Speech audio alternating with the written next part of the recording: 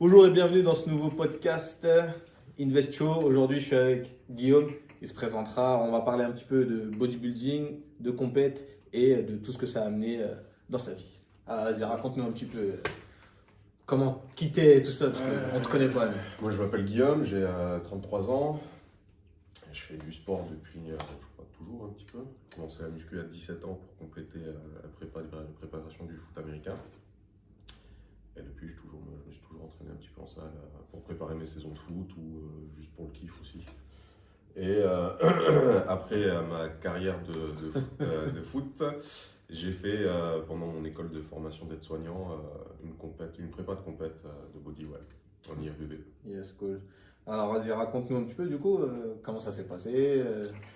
La prépa? Ouais, t'as fait ça, t'étais suivi ou t'as fait ça un petit peu solo? Non, je t'ai suivi. En fait, déjà, je suis parti à l'étranger pour jouer au Canada, pour jouer au foot. Je suis rentré, j'ai enchaîné les petits boulots, tout ça. J'ai rencontré un gars, on me parlait de prépa physique parce que je continuais les entraînements qu'on nous faisait faire au Canada. Ouais. Et de fil en aiguille, au final, il a suivi ma prépa, ma diète et tout. Et lui, il faisait plus de body que, voilà, donc il me donnait plus un avis sur ce qui est diète et logique d'entraînement.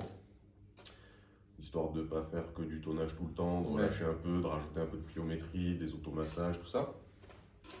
Et du coup, l'année de mon formation d'aide-soignant, je devais à la base partir jouer sur Tonon-les-Bains. Finalement, ça s'est pas fait, puis avec l'école et tout, c'était un peu galère. Et du coup, je sais pas, je sentais que je tournais un peu en rond, que je savais pas trop quoi faire, j'avais pas forcément envie de jouer au foot à Pau. Puis avec les horaires de l'école, c'était un peu galère parce que l'entraînement, 1 à 2 fois par semaine, plus les matchs le week-end et tout, avec des stages, voilà. Et j'avais pas envie non plus de m'inscrire dans une équipe pour dire je viens m'entraîner 1 fois par mois et je viens jouer dimanche quand même, voilà. Et du coup, je sais pas, il y avait une compète qui se préparait et je voyais c'était le début des réseaux sociaux avec les body, machin, tous les men's physiques là qui montraient des photos secs à l'année, ainsi de suite, ça part en guerre, machin. Et je sais pas, une fois, je lui dis ouais, je trouve ça bizarre quand même. Il me dit ouais, une prépa c'est quand même quelque chose, on peut pas parler si tu l'as pas fait. Lui avait déjà fait une compète, il m'a dit c'est dur, mais c'est pas impossible. Et je sais pas, je revois un matin comme ça, le mec il dit ouais, genre ça y est, la diète elle commence, on part en guerre. Et je me suis dit, mais quand même, on part en guerre. Moi j'ai fait de la boxe, du foot, tu peux le dire avant un match parce que tu vas te cogner avec quelqu'un quand même pendant un moment. Là, tu montes sur scène en maillot de bain, tu vois, on te prend en photo tranquille. Et je dis, ouais, c'est chelou, ça me En manque. slibard. Ouais, c'est ça, tu vois. Et du coup, en discutant, il me dit, bah écoute, vas-y, si tu veux tester, viens, on teste. Et en fait, c'est parti comme ça. Ok. Donc, c'est parti comme ça. Je me suis dit, je suis à l'école, donc j'ai le temps de m'entraîner. Les horaires de formation, c'était entre 8 et 18, mais c'était variable. Donc ça allait. Les stages, on faisait que du 7 heures. Donc tu faisais ou 7-14 ou 14-21. Donc ça te laisse quand même une demi-journée pour t'entraîner, faire tes trucs et tout. Donc je dis, vas-y, ça se tente. Donc on a fait une grosse prise de masse de septembre à janvier. Et de février à avril, on a commencé à découper tout ça. Donc on est parti en guerre. T'as eu combien de temps de prépa au total? De septembre à avril, ça fait quoi? Ça fait 4-8 mois à peu près? 8 mois. Sur les 8, 4 vraiment plus durs, 3,5 vraiment plus durs de fin janvier à début avril, où vraiment tu cherches à découper et du coup tu es obligé de tenir le rythme et de te mettre dans le rouge parce qu'il y a une date à respecter. Et que j'avais fait un peu le con sur la prise de masse, mais On y reviendra. On y reviendra. mais ouais, vraiment 3 mois et demi vraiment dur. Le reste, c'est juste tu manges et tu t'entraînes. C'est pas non plus c'est pas une dinguerie, quoi. C'est ce qu'on fait quasiment tous les jours. Bah, du coup, raconte-nous la différence entre tes séances muscu, on va dire, loisirs, Ouais. avant d'avoir cet objectif de compète, et la séance dure, entre guillemets, pour faire du body, arriver sec à Ouais. mort, etc. J'avais déjà commencé à essayer de faire un peu d'esthétique avant, tu vois, histoire de reprendre un peu d'épaule ou quoi, parce que j'avais pas les épaules hyper développées. Je me suis dit, bon, ouais, je joue pas non plus à un niveau de ouf, je peux en profiter. Et là, par rapport à ça, sur la prise de masse, déjà, on a commencé à se dire, tiens, qu'est-ce qui va ressortir sur scène? Donc j'ai eu tendance à toujours avoir des grosses cuisses. Donc on s'est dit, les cuisses, on va les travailler, on va continuer à les travailler, histoire d'amener un gros niveau de sèche dessus, que ça soit joli, mais de ne pas perdre de cuisses pour en avoir un maximum. Ok. Et par contre, niveau dos, j'étais en manque esthétiquement, parce que j'avais quand même des bonnes barres et tout, des bons tonnages, mais physiquement, ça se voyait pas, j'arrivais pas à le mettre en valeur ou quoi. Donc on s'est dit, on va essayer de mettre en valeur tout ça, donc retravailler. Donc il y a eu un gros travail sur tout ce qui est épaules, tirage vertical, histoire de faire, d'amener en fait la taille en V. Et ce qui est un peu compliqué, c'est que tu le vois pas forcément tout de suite. Tu es obligé de travailler à l'avance et tu le vois une fois que tu as séché. Ok. Donc tu le vois à la fin si en fait c'était le bon schéma ou pas Ou trop. pas, ok. Et donc vous avez ciblé on va dire une faiblesse à améliorer, ou vous avez plutôt préféré conserver l'avantage des cuisses et se concentrer que sur les cuisses? Enfin, non, on a plus ciblé sur tout ce qui était que ce soit épaule, dos, homogène. sur le buste, ouais. Le but c'était que ce soit homogène plutôt que d'avoir Ouais. des cuisses, on va dire à 100% et Ouais, parce que 70 le reste. je faisais de moins grosses séances cuisses, Ouais. même si a priori c'était déjà dur pour certains. Mais on a vraiment mis l'accent sur le buste, sur même les bras. Genre, j'ai eu un gros retard sur les bras et c'est ressorti sur scène au final, parce que je les avais jamais fait. Alors que les cuisses, quand je joue au foot, genre, je squattais quasiment tous les jours. Ouais, donc forcément, au bout d'un moment, ça reste. J'avais juste deux séances, une séance squat, une séance ischio, qu'on a gardé histoire de continuer à découper un peu, gratter un peu de viande dessus. Mais le reste, c'était vraiment biceps, triceps et épaule dos. Histoire d'essayer d'harmoniser tout ça et de pas arriver avec des poteaux et au final rien du tout sur le buste, quoi. Ok, d'accord. Et ensuite, sur scène, enfin, le chemin logique après. Donc, on a ciblé, on se dit qu'on veut que ce soit homogène, on rattrape les retards, etc. La phase d'après, c'est quoi? La phase d'après, tu t'entraînes, tu manges. Ça a l'air facile. C'est tout, tu t'entraînes, tu manges, tu fais tes bilans à ton coach moi c'était toutes les semaines, au moins pendant les 2 premiers mois de sèche. Ouais. La prise de main c'était toutes les semaines aussi, mais plus soft. Si ce dimanche-là t'as pas le temps, tu le feras lundi ou quoi. Ouais. Là, la sèche c'est vraiment calé plus régulièrement. Donc le premier mois c'était 1 fois par semaine. Vous voyez que ça descendait bien, ça allait. À partir du deuxième mois, on est passé à 2 fois par semaine, histoire parce que le temps était très court, de fin janvier au 17 avril, un truc comme ça. C'est vraiment short, donc tu as vraiment une deadline avec un poids à respecter, en se disant si on perd 3 jours sur un truc qui bouge plus, il faut qu'on le change assez régulièrement pour qu'on arrive près le jour J. Et je crois que sur le dernier mois, c'était un bilan tous les jours. Okay. Tous les matins en me levant, photo, poids, mensuration. J'allais te demander justement. Ouais. On voit et du coup tu t'organises autrement aussi. Tu vois, là où je pouvais me permettre avant d'envoyer mon bilan le dimanche, préparer mes repas un petit peu à l'arrache, ou le dernier moment, quand tu le prépares tous les matins, quand tu envoies ton bilan tous les matins et qu'il te change du jour au lendemain, du coup il faut que tu aies un peu de trucs cuits d'avance, histoire de toujours un peu de stock, histoire de ne pas courir toute la journée, quoi. Okay. Et en termes de prépa justement sur la bouffe, ça t'a changé drastiquement à partir de quand? Est-ce qu'il y a eu des gros changements de nutrition? Tu vois, par exemple, tu passais j'en sais rien, c'est n'importe quoi. Tu étais à 200 grammes de riz et le lendemain, il t'a foutu à 50 grammes. J'exagère, mais il y a eu des moments comme ça. Ouais. Après, j'avais toujours la même base d'aliments parce que je faisais déjà ça avant. Donc, on avait sauté tout ce qui était à base de gluten, produits laitiers, tout ça. Donc, ça tournait sur riz, patates douces, patates, poulet, steak 5%, poisson. Intolérant ou juste parce que c'était pour. Je ne suis pas forcément intolérant. Juste question de nutriments et que en lisant certaines études et tout, tu te rends compte qu'au final 99% des gens en arrêtant ont quand même des bénéfices. Okay. Et donc j'avais pas de soucis digestifs ou quoi particulier, mais c'est vrai que dès que je mange du gluten, je commence à avoir des douleurs un peu articulaires, machin. Tu sens qu'il y a quelque chose qui va pas. Et quand tu le sautes, au final, 3 semaines après, ça commence à aller mieux. Donc on s'est dit, on va pas prendre de risques à la con ou faire des rétentions d'eau qui sont pas utiles. Donc on le saute complètement et tant pis, on en profitera après la prépa. Donc voilà. Et après, il y a eu des moments drastiques de changement du jour au lendemain où il y en a un, mais je t'en avais déjà parlé, où j'étais dans la salle de soins, je reçois un message et le premier truc c'est je suis désolé, ça change. Je me dis bon, ça change en soi, je m'en bats les couilles. Et juste, je supporte pas boire mes calories, tu vois, c'est un truc que je comprends pas. Pour moi, tu manges. Faut mâcher. Voilà, faut que tu mâches, faut que tu aies un apport et tout. Et là, je reçois la diète et je vois que la veille, j'avais déjà, j'avais pas beaucoup, j'avais 200 grammes de riz cuit. Le midi et je vois ils y sont plus, je me dis merde, bon ça y est, on y va quoi. Et je vois pendant mon entraînement, j'ai des glucides pendant le sport. Je me dis putain mais pourquoi? Et en fait c'était pour adapter ton niveau d'apport à quel moment, au moment où ton corps en a vraiment le plus besoin. Et du coup ça du jour au lendemain. Donc, du jour au lendemain quand tu te retrouves à manger plus que ton poulet et tes haricots verts, il n'y a plus de riz, il y a juste ta cuillère d'huile arrosée dessus et puis voilà. Je dis, quand même là. Ouais, mentalement c'est dur. Ça met un petit coup, mentalement c'est dur. Ok. Séance type fin de prépa, tu vois, début avril, ça ressemblait à quoi? Ça ressemblait à quoi? Essentiellement, hein, les gros traits. Voilà, Les gros traits, on a surtout, on a gardé le même type d'entraînement, mais vraiment ouais, sur les 2 dernières semaines, on a fait beaucoup de reps, beaucoup de volume, juste pour pomper un maximum, vider les stocks de glycogène et beaucoup de squeeze. Mhm. Tu vois, toutes les fins de rep étaient serrées à fond et tout pour essayer de garder un maximum de densité et vider les réserves de glycogène du muscle pour pouvoir les recharger après sur scène. Ok. Donc ça pouvait être des séances de... Le bench, on essayait de garder quand même un exo assez lourd parce que je viens de là et que du coup ça me fait kiffer. Et on s'est dit, ouais, si... Enfin, en tout cas, mon préparateur Lou, il s'est dit, si je lui enlève le lourd, il va éclater. C'est sûr que ça va le gonfler et qu'il fera que la moitié des reps et qu'il va pareil faire du bench ou du squat lourd pour se mettre un peu dans le jus.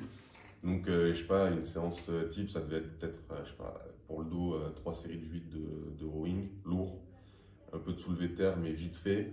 Et après, partir sur les machines et squeezer des séries de 20-25 reps où tu étires un max, tu contractes un max, tu maîtrises un maximum la charge. Ok.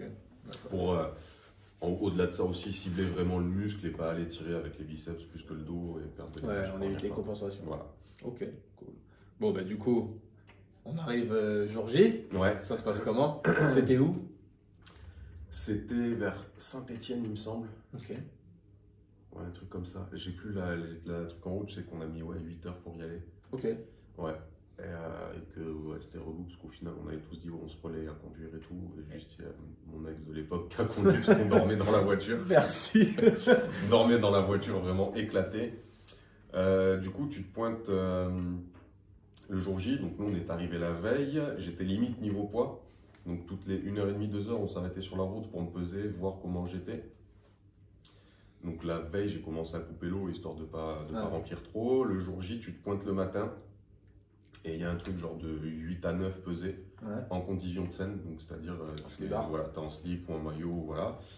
Tu es pesé, mesuré, parce que j'avais un poids à respecter par rapport à ma taille, donc 1m82, j'avais le droit d'arriver à 90 kg. Faudra que tu nous expliques ça aussi, je me souviens. Et du coup, tu es pesé, et après tu as un ordre de passage, et il t'appelle en fait pour te préparer, et après il te laisse te gérer. Donc si tu veux te préparer avant, tu peux, et si tu veux pas te préparer, tu te prépares pas. Okay. Là où maintenant il y a une différence avec d'autres fédés où les mecs sont préparés, on les aide à se tanner et tout. D'accord. Là tu te débrouilles. Okay. Si le tan y merde, c'est de ta faute, c'est ton problème. Il y a d'autres fédés maintenant où tu viens, tu payes plus cher, mais il y a un mec qui te tanne au pistolet dans la cabine et tout, et du coup tout le monde est sur un pied d'égalité. Donc ouais, la fin de pesée était à 9h. Et moi je crois que je suis passé sur le coup de 11h par là. Donc il y a mon collègue qui est passé avant moi. Et après en fait tu vas t'échauffer tranquille, en fait tu t'échauffes un petit peu, tu pompes un max. Tu recharges aussi pour essayer de voir et là tu as juste tout limite aux 10 minutes près quoi. Ok. Ouais, c'est vraiment voilà, là tu es comme ça. Je pense qu'on peut remplir un peu plus comme c'est la première. En plus il n'y a pas de recul où il n'y avait pas d'idée d'ancienne compète, tout à fait quelque chose qui rate. Donc tu prends vraiment pas trop de risques. Donc à manger du miel à la cuillère, des trucs comme ça. Après avec son protocole à lui, il y a beaucoup de gens qui font autrement. Mais ouais, tu gères ça aux 10 minutes, donc tu pompes un max et quand on t'appelle, tu montes sur scène et c'est parti. Ok, d'accord. Et du coup, ma question qui lui vient maintenant, t'as fait des séances de posing ou pas? Ouais. Dans ta prépa, il y avait des séances de posing avec mon préparateur où on allait, je m'entraînais au Brière à Pau, où on avait demandé s'il y avait un créneau où il n'y avait pas de cours co ni rien, avec une salle avec des miroirs, un bon éclairage. On avait demandé en avance histoire de ne pas passer pour des abrutis qui posent comme ça. Donc c'était le samedi avant qu'ils ferment ou le dimanche matin tôt pour qu'il n'y ait vraiment personne parce qu'ils n'aimaient pas non plus trop l'image que ça renvoyait de voir deux mecs en slip qui posent pendant 3 heures avec des cuisses plus grosses que les 3/4 des gens qui s'entraînent et ainsi de suite. Donc ouais, on avait ça et à chaque bilan, pareil, toutes les photos que j'envoyais, il y avait des photos comme ça plein pied et c'était les photos des poses imposées. Ok. Donc à chaque bilan, du coup, il y avait une petite correction de genre, là tu tires pas assez le dos, là tu sors pas assez le quadrille, là machin. Et trouver aussi les petits réglages qui font que tu arrives à faire ressortir tes muscles. Ça ressemble à quoi une séance de posing? Je me suis toujours demandé. Qu'est-ce qui se passe pendant la séance? Vous faites quoi? Bon, j'imagine que le prépa est en face, il regarde, il dit je sais pas, contracte plus le quadrille. Ouais, voilà. En fait, du coup, tu vois, tu as les poses imposées. Okay. Tu as la face, profil, double biceps de face, de dos, abdos et cuisses. Donc tu as ça à travailler. Et après, à l'époque, c'est pareil, il n'y avait pas de truc genre il faut que ça soit comme ça. Ils te montrent les photos et tu viens et tu les fais. Donc nous, ça se déroulait, encore une fois, pour nous, on arrivait, Il se mettait au niveau du miroir avec l'éclairage qui allait à peu près, qui correspondait à peu près à ce qu'on allait retrouver sur scène. Il se mettait en fait comme si c'était le juge pour que je pose. Il regardait et là il revenait, il me disait là tu vois par exemple ton quadri il sort pas assez donc il faut qu'on trouve une technique pour qu'il sorte plus. Parce que pareil on te dit il faut que je te pose mais on t'explique pas comment sortir tes quadris, comment serrer tes quadris. Et c'est quoi? C'est orientation de la cuisse ça dépend d'un mec à l'autre. Okay. Ça peut être orientation de la cuisse, ça peut être comment tu forces avec tes genoux, tes chevilles. Tu vois, je sais que moi, par exemple, pour faire bien ressortir les quadris, il y en a qui tendent juste la jambe. Moi, j'essayais de planter le talon et de pousser un peu dans le genou, tu vois. Et du coup, ça ressortait vraiment plus que juste tendre la jambe. Ça m'amenait plus de définition. Okay. Pareil pour le dos et ainsi de suite. Il y a plein de petits trucs. Après, il ne faut pas oublier que c'est une illusion d'optique aussi. Ouais, avec la lumière. Avec la lumière, avec toi, comment tu poses, tu vois, là, il y a plein de... Du coup, sur scène, je suis arrivé avec la taille assez fine de dos. Et pour accentuer le truc, vu qu'on savait que j'allais pas être des plus gros ni des plus secs parce que j'avais pris un peu de retard, on s'est dit, bah, tiens, sur la pose de dos, donc pour ceux qui ne voient pas, tu vois, tu sors les là, et voilà. Ouais. Mais en fait, ils sont là, ça fait large, la taille est fine, mais on s'est dit, mais si j'appuie en fait sous mes côtes, ça va accentuer cet effet de V, du coup, on a fait ça. Okay. Tu vois, c'est vraiment des petits trucs comme ça où tu te dis, bah, vas-y, t'appuies un peu dedans. Lui, il verra pas que t'appuies et que tu rétrécis le truc, ça se verra pas. Les dorsaux sont sortis. Avec un peu de chance, ça te fait contracter un peu les biceps, ça rajoute du volume et voilà. Il y a plein de petits trucs comme ça où sur les phases les poses de profil, au lieu de juste être de profil, tu recules légèrement un pied pour qu'en fait ta cuisse aille se coller un peu contre l'autre cuisse et ça ramène un petit peu d'ischio, voilà, tu vois, ça ramène un peu de viande vers l'avant. Tout à fait. Ok. Ouais. D'accord. Cool. Ouais, c'est vraiment un truc de vicelard. C'est le jeu, c'est le jeu. Voilà. Tu joues avec les règles. Hein. Voilà. Faut être un loup pour attraper un loup. Exactement. Et ok. Expérience du coup, retour. Maintenant, tu as posé en slibard. T'es content. Ça a duré combien de temps? Je pense que ça a dû durer 20 minutes max. Donc pendant 20 minutes, tu es sur la scène? Pendant 20 minutes, tu es sur la scène sous les projecteurs où tu serres tous les muscles que tu peux. Pendant 20 minutes? Ouais. Et franchement, c'est pas l'expérience la plus agréable que j'ai eue. Il y en a qui kiffent. Pendant 20 minutes, il faut se dire que tu n'as pas bu depuis la veille. Tu es là, il y a 6 mecs que tu connais pas qui te jugent. Il y a des gars à côté énormes. Et en fait, pendant 20 minutes, tu es passé au crible tout le temps. Donc, c'est-à-dire que tu arrives, tu as les poses imposées. Des fois, ils font des changements de positionnement sur le plateau. Ils peuvent appeler 3 mecs devant et les autres derrière. Sauf que même derrière, ils regardent quand même ce que tu fais. Donc tu peux pas te permettre de te relâcher, être un peu bedonnant, quoi. Faut quand même que tu aies un peu de prestance, que tu serres un peu et ainsi de suite. C'est un peu la bataille de celui qui tient les poses le plus longtemps. D'accord. Ouais. Donc c'est assez long et même contracter tous ces muscles pendant 20 minutes, c'est dur. Il y a eu de la crampe ou... Non, moi j'ai pas eu de crampe. Il y en a, pas sur ma KT, mais il y a des mecs qui ont crampé pendant le truc et tout. Et c'est pareil, tu peux pas non plus te poser et dire excuse-moi, j'ai une crampe. Tant pis. Non, t'es en compète. Faut que tu serres les dents et ça va passer un moment de toute façon. Donc voilà. Ok. Ensuite, t'es passé. Je suis passé, je suis descendu. Premier fin réflexe, du game. Fin du game, j'ai pas été classé parce que voilà, on n'avait pas non plus l'ambition d'être classé. Juste et vraiment, moi j'avais envie de le faire pour en pouvoir en parler, tu vois. C'est comme ça, maintenant je peux dire je l'ai fait. Voilà. Je l'ai fait, je sais ce que c'est, je sais que c'est dur de tenir une diète.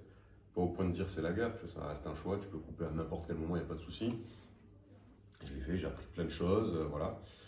Et tout de suite après, je me suis dit il faut que je refasse de la viande et je veux changer de catégorie. Ok. Parce qu'en discutant avec les juges, pareil, je discute avec un juge, je dis voilà, j'ai pas été classé, il n'y a pas de souci. Juste, qu'est-ce qu'il faut que j'améliore? Et le mec, il me dit, tu manquais de sèche, je le savais. Il me dit, t'es arrivé, t'es pesé à 89,8 pour 90 kg sur scène. Et il me dit, et tu manques de viande sur le buste, et du coup, tu peux pas gratter 200 grammes de muscle que sur ton buste. Donc tu vas grossir. Si tu veux garder tes cuisses qui sont bien, qui découpent et tout, tu es obligé de faire de la viande et tu seras hors catégorie. Donc, passe une KT au-dessus. Donc, tout de suite, on s'est dit, il faut que je change de KT pour passer chez les poids lourds. Okay. Ça, c'était vraiment sur l'instant T. Donc, j'ai dit, vas-y, c'est parti, on fait ça. Puis tu manges, tu bois, machin. Après, tu vois les poids lourds arriver aussi. Et déjà, tu te dis, quand même, c'est autre chose. Tu vois, vraiment, j'ai vu des mecs qui sont un peu connus maintenant. Tu vois, j'ai vu Florian Poisson, je l'ai croisé, d'Horizon, je l'ai croisé. Je sais pas si ça parle à tout le monde. Vous pouvez regarder sur Insta, machin. Je les ai vus en vrai. Ouais, c'est du truc. C'est quelque chose, quoi. Tu vois, Poisson, je crois qu'il est un peu plus petit que moi. Sauf que sur scène, il faisait 30 kilos plus que moi, par exemple. Comme ça. Donc vraiment, c'était un truc. Maintenant, il a changé de KT et tout, mais Vraiment, quand tu passes à côté, tu dis, ah ouais, donc en fait, un poids lourd, c'est ça. Ok. Et tu discutes en plus, c'est des mecs qui sont cool. D'Horizon, j'ai pu discuter 5-10 minutes avec lui parce qu'il était préparé par par un gars que je connais et tout. Et je dis, ouais, mais du coup, c'est comment? Donc je lui demande sa journée type, sa diète et tout, machin. Il me dit, ouais, ben ouais, hors saison, je fais 130 kilos, je fais de l'apnée du sommeil parce que je suis trop lourd, mais je le sais, mais j'ai aussi envie de faire ça.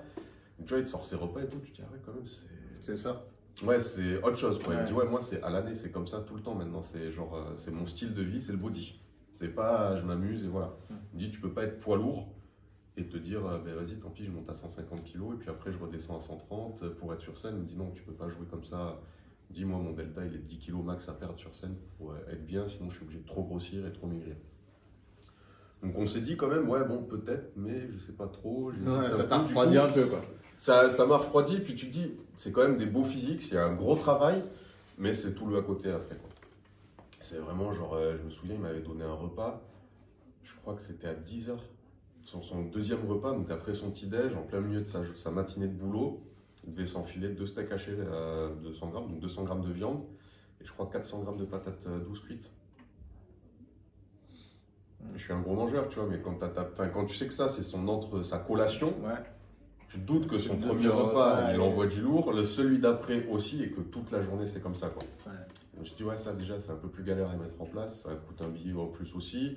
Puis après, on a parlé de tous les à côté, tu vois, il me dit, ouais, Chémy, ben, il y a des mecs qui n'ont pas besoin de prendre beaucoup parce que ça leur réussit bien et qui gonflent vite, enfin, qui prennent vite. Et d'autres sont obligés de charger comme des poneys parce qu'ils veulent grossir à tout prix, et du coup, niveau santé, c'est plus ça. Ok, d'accord. Donc on était parti sur ça. Puis après, bon, j'ai été diplômé, j'ai commencé le taf et tout. Je me suis rendu compte qu'avec mon boulot, ça correspondait pas trop. Parce que j'avais des horaires, des journées de 10-12 heures. Pareil, le lendemain, je faisais que 7 heures. Mais c'était fatigant. Donc je me suis dit, ouais, finalement, le body, c'est bien, c'était cool. Mais là, ça me fait moins kiffer. Ouais, ça va être compliqué à caler, quoi. C'est compliqué à caler, les repas et tout. Puis du coup, j'étais aide-soignant et aide-éducateur. Donc j'étais avec des jeunes, il faut réussir à leur expliquer le truc. Enfin, c'était compliqué. C'était vraiment trop compliqué à mettre en place à ce moment-là. Et j'avais pas forcément envie de le faire non plus.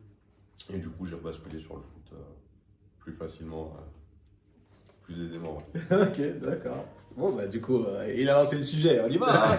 Ah ouais, alors, vas-y, raconte le foot. Explique-nous un petit peu. Tout à l'heure, tu as parlé du Canada.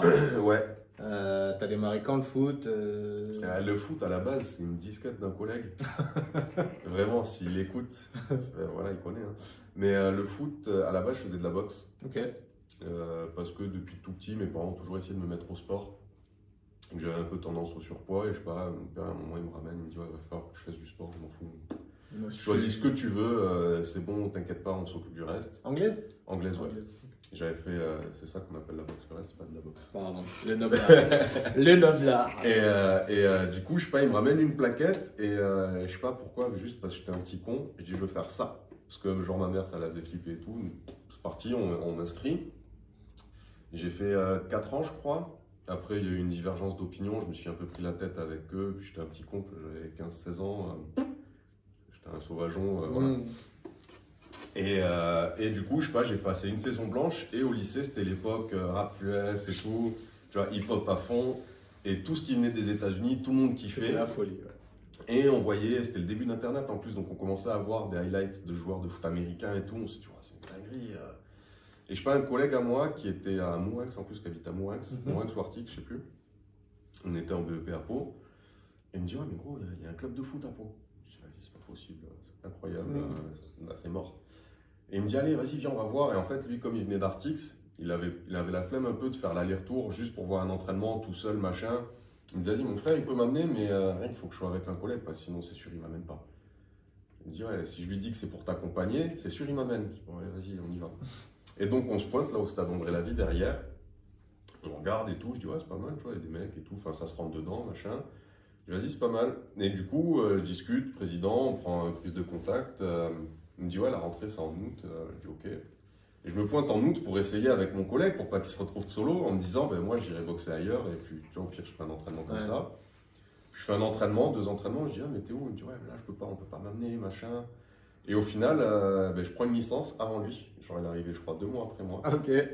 Et on a commencé comme ça. Ok. C'était en 2006. Du coup, j'étais en junior première année. Et à l'époque, il n'y avait pas d'équipe junior. D'accord. On était dans les premiers arrivés. Il y avait même Seb du JJB qui lui était en cadet, surclassé junior, alors qu'il n'y avait pas de cadet, pas de junior. Enfin, c'était voilà. Ouais, parce qu'on fait du JJB ensemble, c'est pour ça que c'est aparté. Ouais. Et du coup, on a monté la première. Enfin, on a repris la section junior, entre guillemets. On est les juniors qui sont arrivés en suivant pour qu'il y ait une équipe et tout. Donc, on a réussi à monter une équipe, à faire 2-3 matchs amicaux. Et l'année d'après, on a suivi. L'année d'après, par contre, il y a eu un championnat junior où on a pu être inscrit et tout. On a été surclassé en senior. On a continué à jouer comme ça. Et ça a déroulé, tu vois. Il y avait des mecs, je pense que je m'en sortais pas trop mal, parce que j'étais déjà plus gros que la moyenne, plus costaud. Je n'ai jamais été un grand rapide.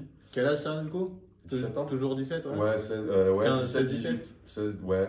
Non, j'ai commencé à 17, ça fait 17-18. Okay. Donc junior deuxième année, du coup, je suis surclassé, parce que tu étais surclassable à partir de deuxième année, du coup. Okay. Et en senior, il manquait un peu de poids, machin. Puis de toute façon, je m'entraînais avec les seniors, tu vois, c'était les entraînements mélangés. Donc j'avais pas trop de différence à aller me friter avec un mec de Pau ou d'ailleurs qui a 40 ans, on s'en fout.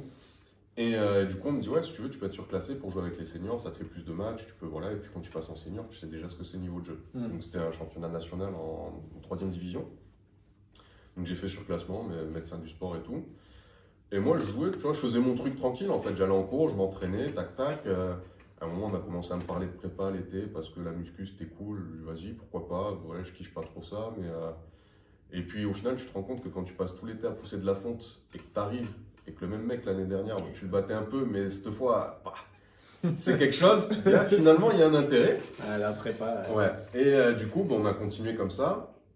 Et là, on a commencé, du coup, on avait fait déjà en junior des sélections Aquitaine pour présélectionner des joueurs qui potentiellement pourraient faire l'équipe de France.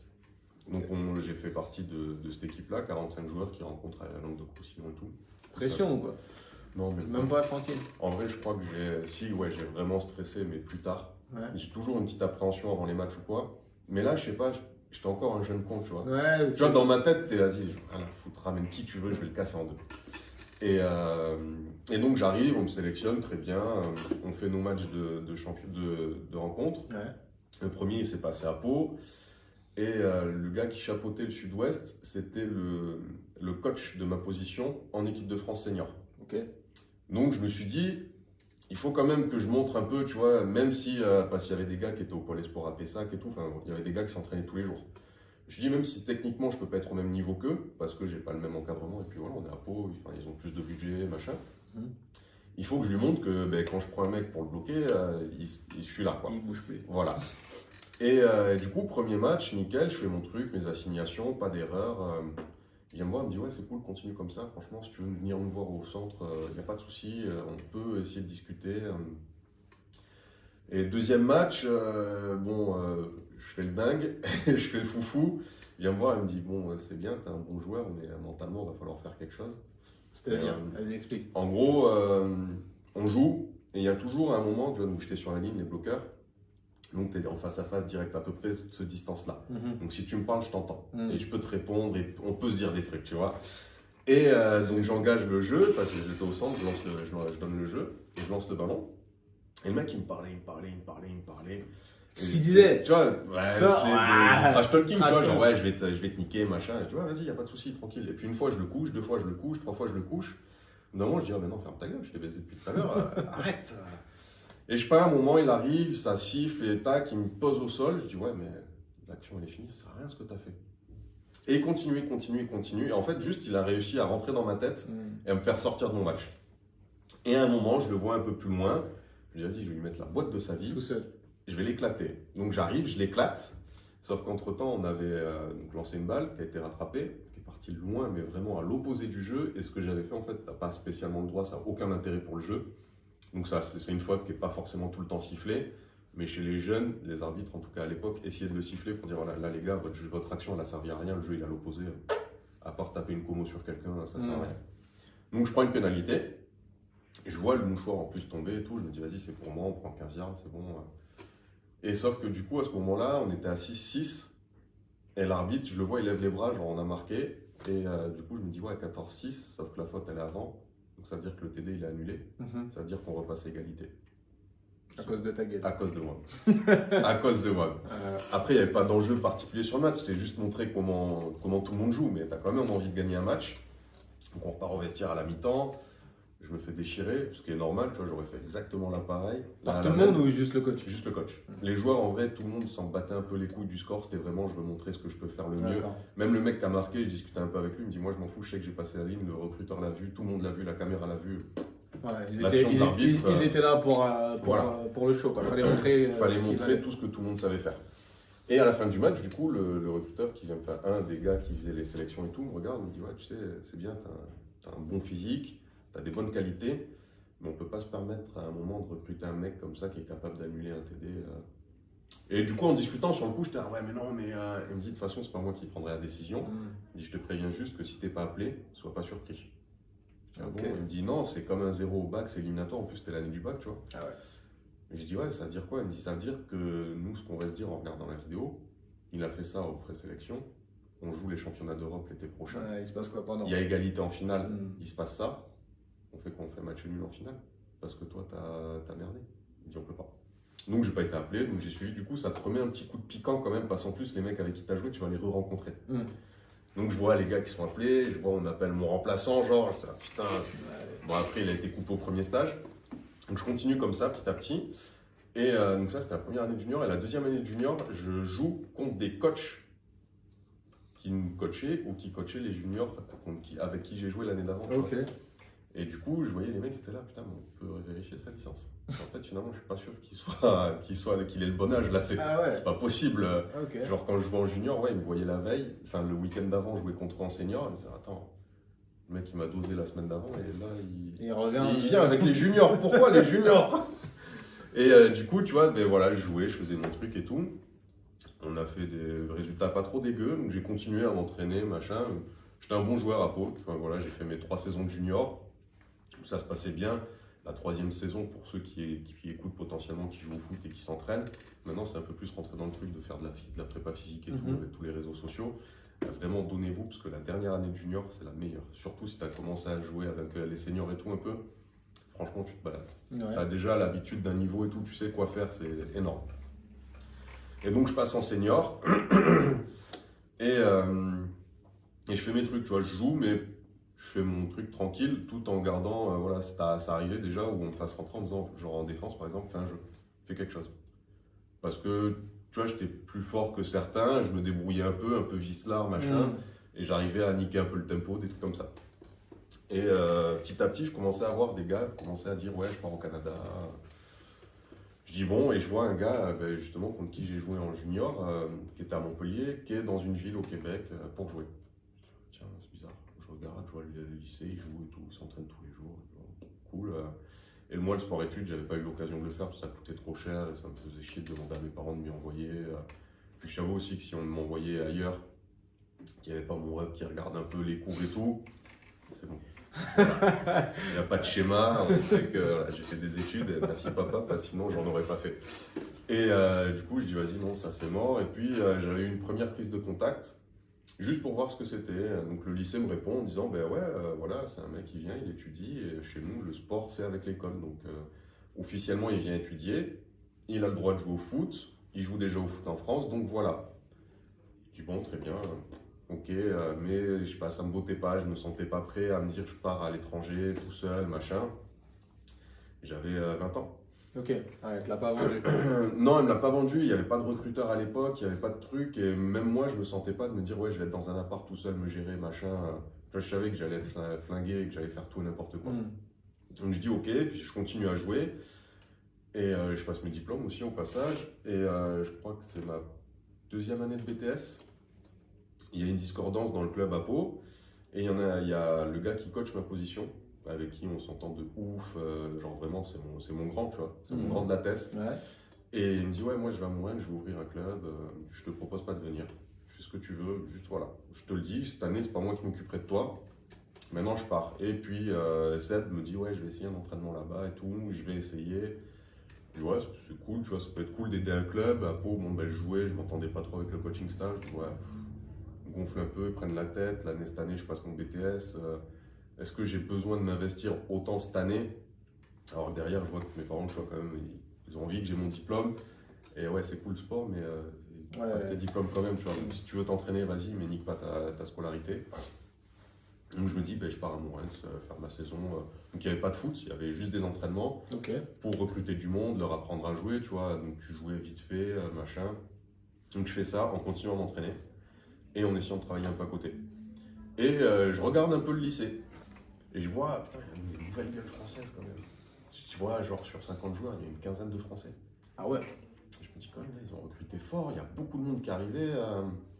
Et je regarde et je vois des mecs, leur tête, elle me dit quelque chose. Je dis, putain, c'est pas possible, ce mec-là, je le connais, je vois qui c'est. Parce que du coup, en passant senior, tu as toujours un truc d'aller encadrer un peu les juniors et tout, tu vois, donc tu les accompagnes sur les matchs et tout. Et je vois un gars, je dis, putain, mais lui, je l'ai vu jouer, il jouait à Carcassonne, machin, ou à Narbonne. Je dis, putain, et je vois un lui, j'en vois un autre, je vois un autre gars. Ah, tu les as tous croisés en vrai. En fait, j'en ai croisé quelques-uns et je me dis, putain, mais si lui, il y arrive, moi, je peux le faire. Et du coup, je sais pas, je regarde, bon, je me dis finalement, les deux de Narbonne, ils sont au Pôle Espoir à Pessac. Bon, ils sont coachés quand même tous les jours. Et vraiment, par contre, ils sont entraînés tous les jours. Ouais. Tous les jours, ils ont une séance de sport avec l'école et tout. Et pour le coup, ils ont un peu cette façon de travailler, mais avec le gars qui surveille quand même les cours. Je dis, bon, je sais pas, et puis je laisse mes contacts et je passais mon BTS tranquille et je me disais, ouais, l'année prochaine, je fais quoi? Parce que t'as le truc, c'est cool l'école, mais tu vois, il y a mon daron derrière qui me disait, ouais, il faut que tu passes une licence, et ainsi de suite. Des profs aussi qui disaient, ouais, la licence, je dis, j'ai pas envie de faire une licence. Genre vraiment, l'école, j'aime pas ça. Juste, je le fais parce que ça se passe bien et que je vois que ça fait plaisir à mon père. Mais en vrai, j'ai pas envie. Et en même temps, c'était un BTS maintenance industrielle. En même temps, je me sentais pas d'arriver dans des boîtes, travailler, parce que sur le papier, j'étais censé gérer des gars. Et de me dire, ouais, pareil, je vais dire à un gars de 40 ans, ouais, fais ça, alors que moi, j'ai même pas 25 ans, tu vois. Et je sais pas, du coup, j'envoie mes contacts sur le site. Et le lendemain, je vois, il y a un mec qui m'écrit. Et je dis, mais on se connaît pas, qu'est-ce que tu veux? Il dit, ouais, je suis recruteur pour le cégep et tout. Pour le cégep, c'est le lycée au Canada. Et je dis, ouais, d'accord, mais du coup, tu veux quoi? Enfin, j'ai juste. Il me dit, ouais, t'as laissé tes coordonnées. Et sur le site, je me souviens, il y avait des résultats de tests physiques. Donc bench, sprint et tout. Et je vois au bench, il y a des mecs à ma position, ils benchent moins que moi. Sprint combien? Sprint, ça va toi? Du coup, bench? Bench, ouais, à l'époque, j'étais à, je sais pas, 10-12 reps. Et des mecs, c'était à 7-8. Pour combien à combien? Bah oui. À 100 kg, le bench, c'est à 100 kg. Ouais, j'en sais rien, moi. 100 kg. T'arrives, barre à 100 kg, enfin 2 plaques. Donc là-bas, c'est 225 livres, ça fait un peu plus. Ici, c'est 100 kg. Et on discute et tout. Je dis, ouais, mais du coup, l'année prochaine, je sais pas trop quoi faire.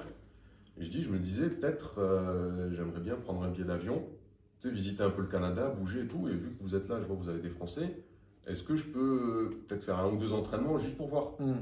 Il me dit, ouais, tu sais, nous, on s'entraîne tous les jours et tout. Enfin, c'est des athlètes. Il me dit, je dis pas que t'en es pas un.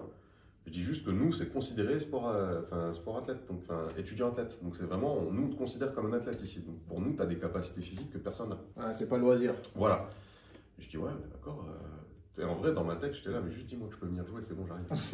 Et il me dit, envoie-moi des vidéos de tes matchs, je les montre aux entraîneurs, et si ça fait, on voit, on en reparle. Donc je lui envoie les vidéos.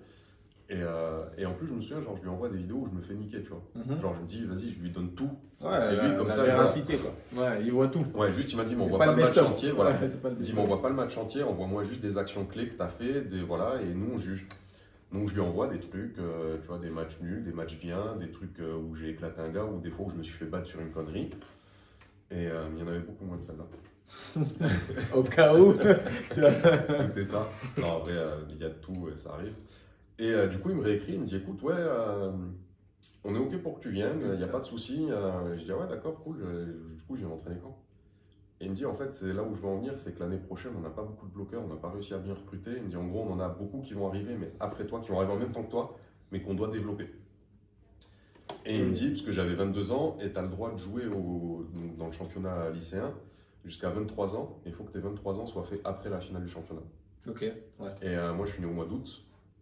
Donc la finale du championnat elle est en novembre. Donc je faisais 22 ans juste avant d'arriver là-bas et je pouvais faire une saison en fait.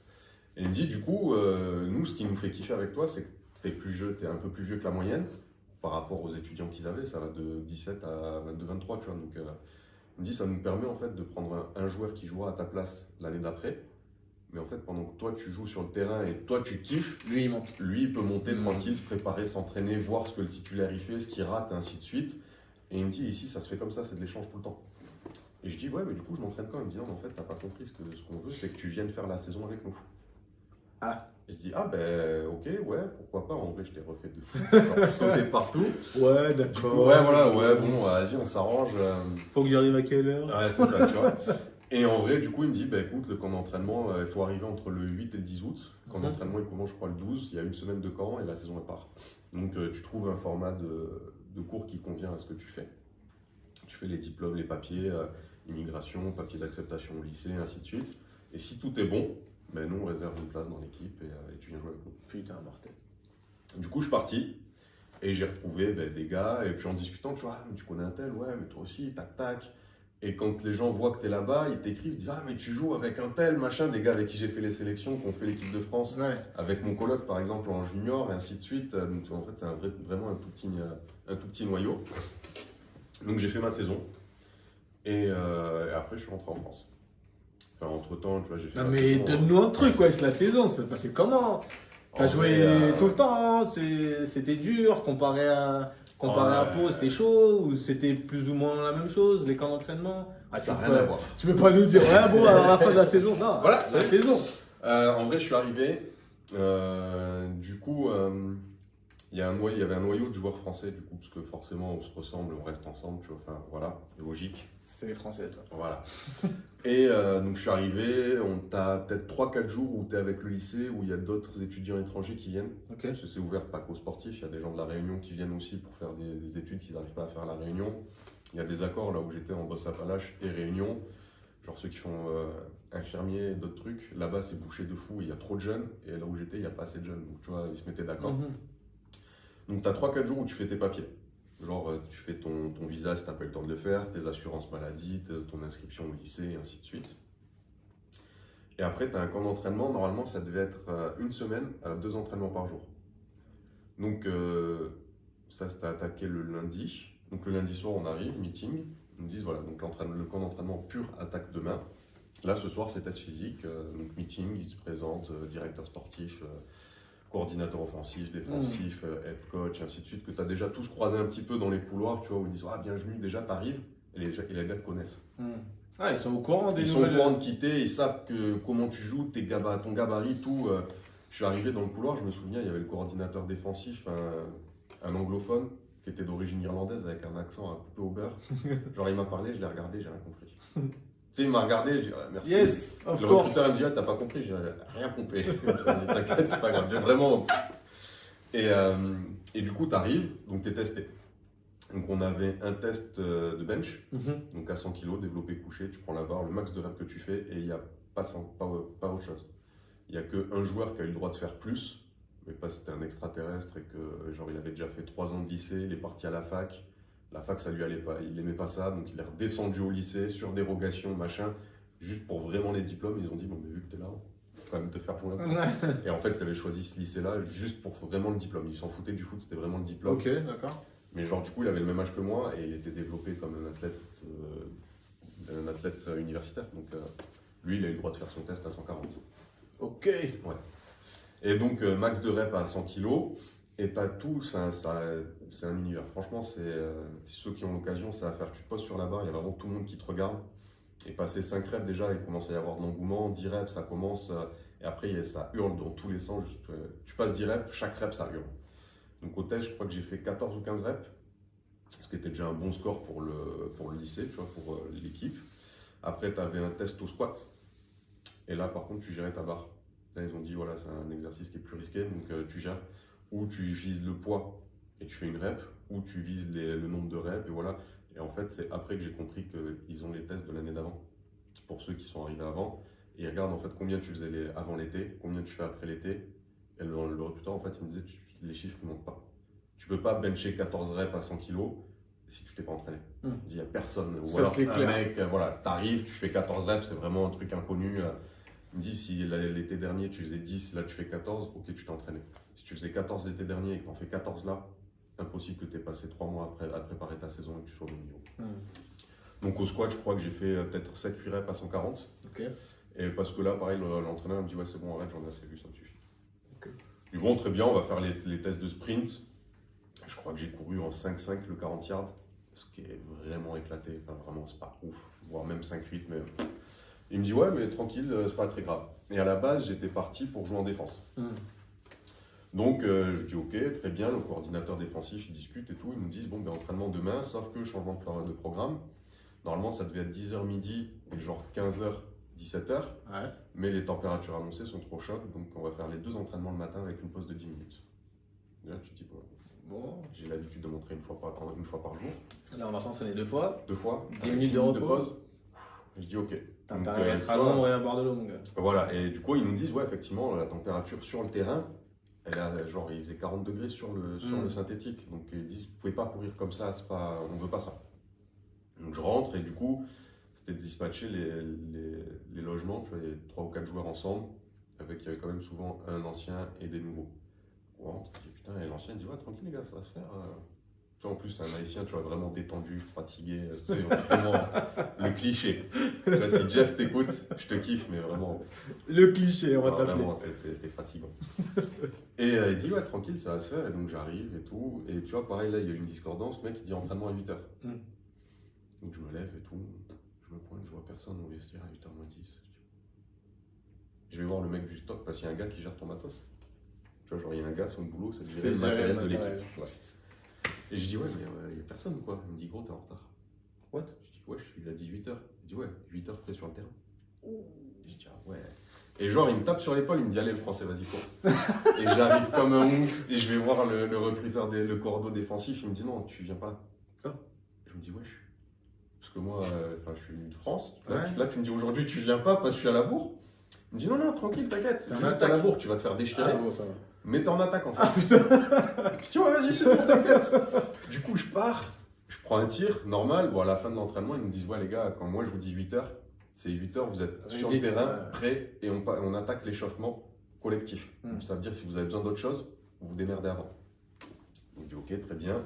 Et du coup, je vais le voir, je dis, pourquoi l'attaque? Il dit, parce que, voilà, on attaque, on manque un peu de monde, vu les barres que tu nous as montrées, vu ce qu'on a compris de toi. On préfère que tu sois en attaque qu'en défense. Okay. Je dis ok, très bien, donc je fais mon truc comme entraînement, donc je t'entraîne 2 fois dans la journée. Et là, par contre, je pense que tu n'as jamais vu un niveau de testostérone comme ça, concentré, c'est n'importe quoi. C'est vraiment voilà, de la technique et beaucoup d'opposition, beaucoup d'opposition, où en fait ils veulent juste que tu montres que tu as la dalle et que tu as envie de jouer, et que tu es là pour jouer et que tu es performant. Donc tu as une première partie où c'est vraiment de la technique. Et où ils regardent le niveau, tu vois, les 3/4 ils connaissent, ils regardent le niveau des recrues surtout pour savoir qui va jouer comment, premier, starter, backup, ok. Et après, tu arrives au moment des oppositions. Donc tout ce qui est, comment dire, le jeu de course, donc vraiment dans la boîte où tu vois où ça cartonne un peu, et le jeu de passe où c'est vraiment un peu plus agressif pour la défense et un peu moins pour les bloqueurs en attaque où tu es juste plus sur la réserve et il faut que tu protèges la poche. Donc on commence. Là, déjà, tu sens que ça peut partir. C'est quelque chose, genre au coup de sifflet, il y a un dernier petit pop, ou tu vois, il y a des petits trucs où c'est déjà parti. Hein. Genre, moi, je me suis pris la tête avec un gars, alors qu'en vrai, on s'entend de ouf. Mais juste, ouais, ça a sifflé, tu mets le pet, je le mets, et tac, et l'entraîneur, il dit rien. Ok. Il laisse. Ça enchaîne après ou pas? Ça enchaîne. Ok. Parce qu'en vrai, c'est juste le truc en plus, 2 Français. Un mec qui vient genre du 9-3, moi je viens de Pau, il se dit ouais, c'est un paysan. Moi je me dis que tu vois, genre, je sois du 9-3 ou pas, je m'en bats les couilles. Et c'est juste, voilà, mais ici aussi. Ici aussi, du coup. Mais non, tu vois, c'est vraiment juste qui c'est qui a la plus grosse. Ouais, ok. Donc ils t'expliquent, ils disent, ok, on vous laisse faire. Faut pas que ça dégénère non plus de ouf à toute l'équipe qui se frite, mais ok, montrez-nous. Donc comme ça, tout le temps. Genre, du coup, j'ai gagné mon surnom de gros chien, tu vois, là-dessus. Genre, on fait une opposition de match. Et ça, je m'en souviens, donc c'était un plaqueur, un linebacker, qui était titulaire genre depuis 3 ans, le mec vraiment genre le joueur de l'équipe que tout le monde connaît, le blond, cheveux longs, le mec qui ressemble à l'acteur de Thor, tu vois, vraiment tanké de ouf, saucé, voilà, saucé. Et genre je me souviens, et du coup on fait une opposition juste avant où l'entraîneur me dit ouais c'est cool, t'es fort, en France ça te suffit, ici il faut que tu passes un cap technique. Il me dit il faut que tu bouges tes pieds tout le temps. Parce que c'est vrai qu'ici tu vois voilà, tant qu'il y a du mouvement en fait ça joue, et quand il n'y en a plus t'es battu. Je dis ok, donc je garde ça en tête, et il monte le jeu, et il dit là tu montes bloquer lui, voilà. Et il me dit oublie pas ce que je t'ai dit. C'est pareil, tu as le droit de te rater, mais par contre, ce qu'il ne supporte pas, c'est 2 fois la même erreur. Tu vois, Mm. c'est vraiment... Donc je dis ok, je monte, je le prends, je le couche, une fois. On joue, même jeu. Et en plus, dans le jeu, tu vois, il devait lire que je montais, donc il devait venir me taper en fait vraiment sur la ligne pour que le jeu se passe pas. Je monte, je remonte, je le recouche. Et déjà, j'entends le coordinateur défensif qui était un peu excité, tu vois, vraiment l'autre Irlandais là, qui commence à lui dire putain, t'as pas le droit de te faire croquer comme ça 2 fois sur le même jeu, et en plus par un rookie. Un mec qui vient d'arriver, il a pas le droit de te baiser comme ça. Du coup, tu sens que, tu vois, le mec en face, ça commence à monter. Je me dis putain.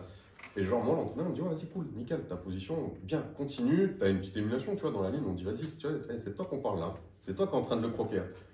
Et 3e jeu, du coup, il arrive et ça tape. Et pareil, je le recouche. Et là, je me dis, ouais, quand même. C'est bon. Tu vois, je me dis, pour moi, c'est cool, mais lui, il va se faire déchirer. Et du coup, je vois l'entraîneur arriver, il prend par le casque, il le relève, il dit, vas-y, sors. Tu sors, tu joues plus. Je me dis, waouh. Et en fait, c'était juste un jeu, tu vois, de tu rentres, tu sors, machin.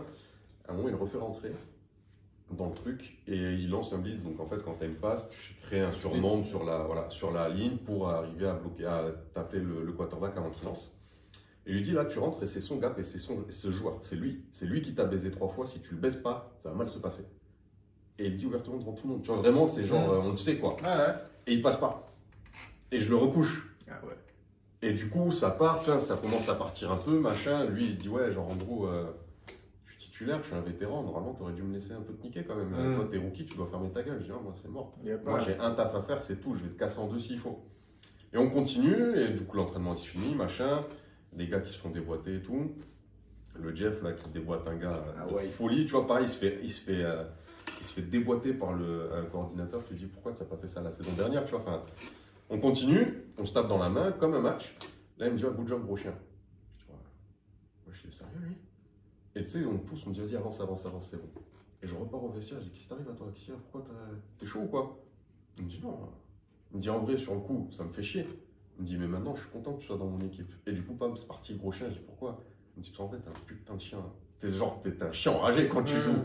Et je dis ouais, je lâche pas. Du coup, on fait notre saison, premier match, donc match amical, ils font rouler tout le monde. Et je me fais une cheville vite fait. Où en fait, là, tu vois que c'est pas la même structure.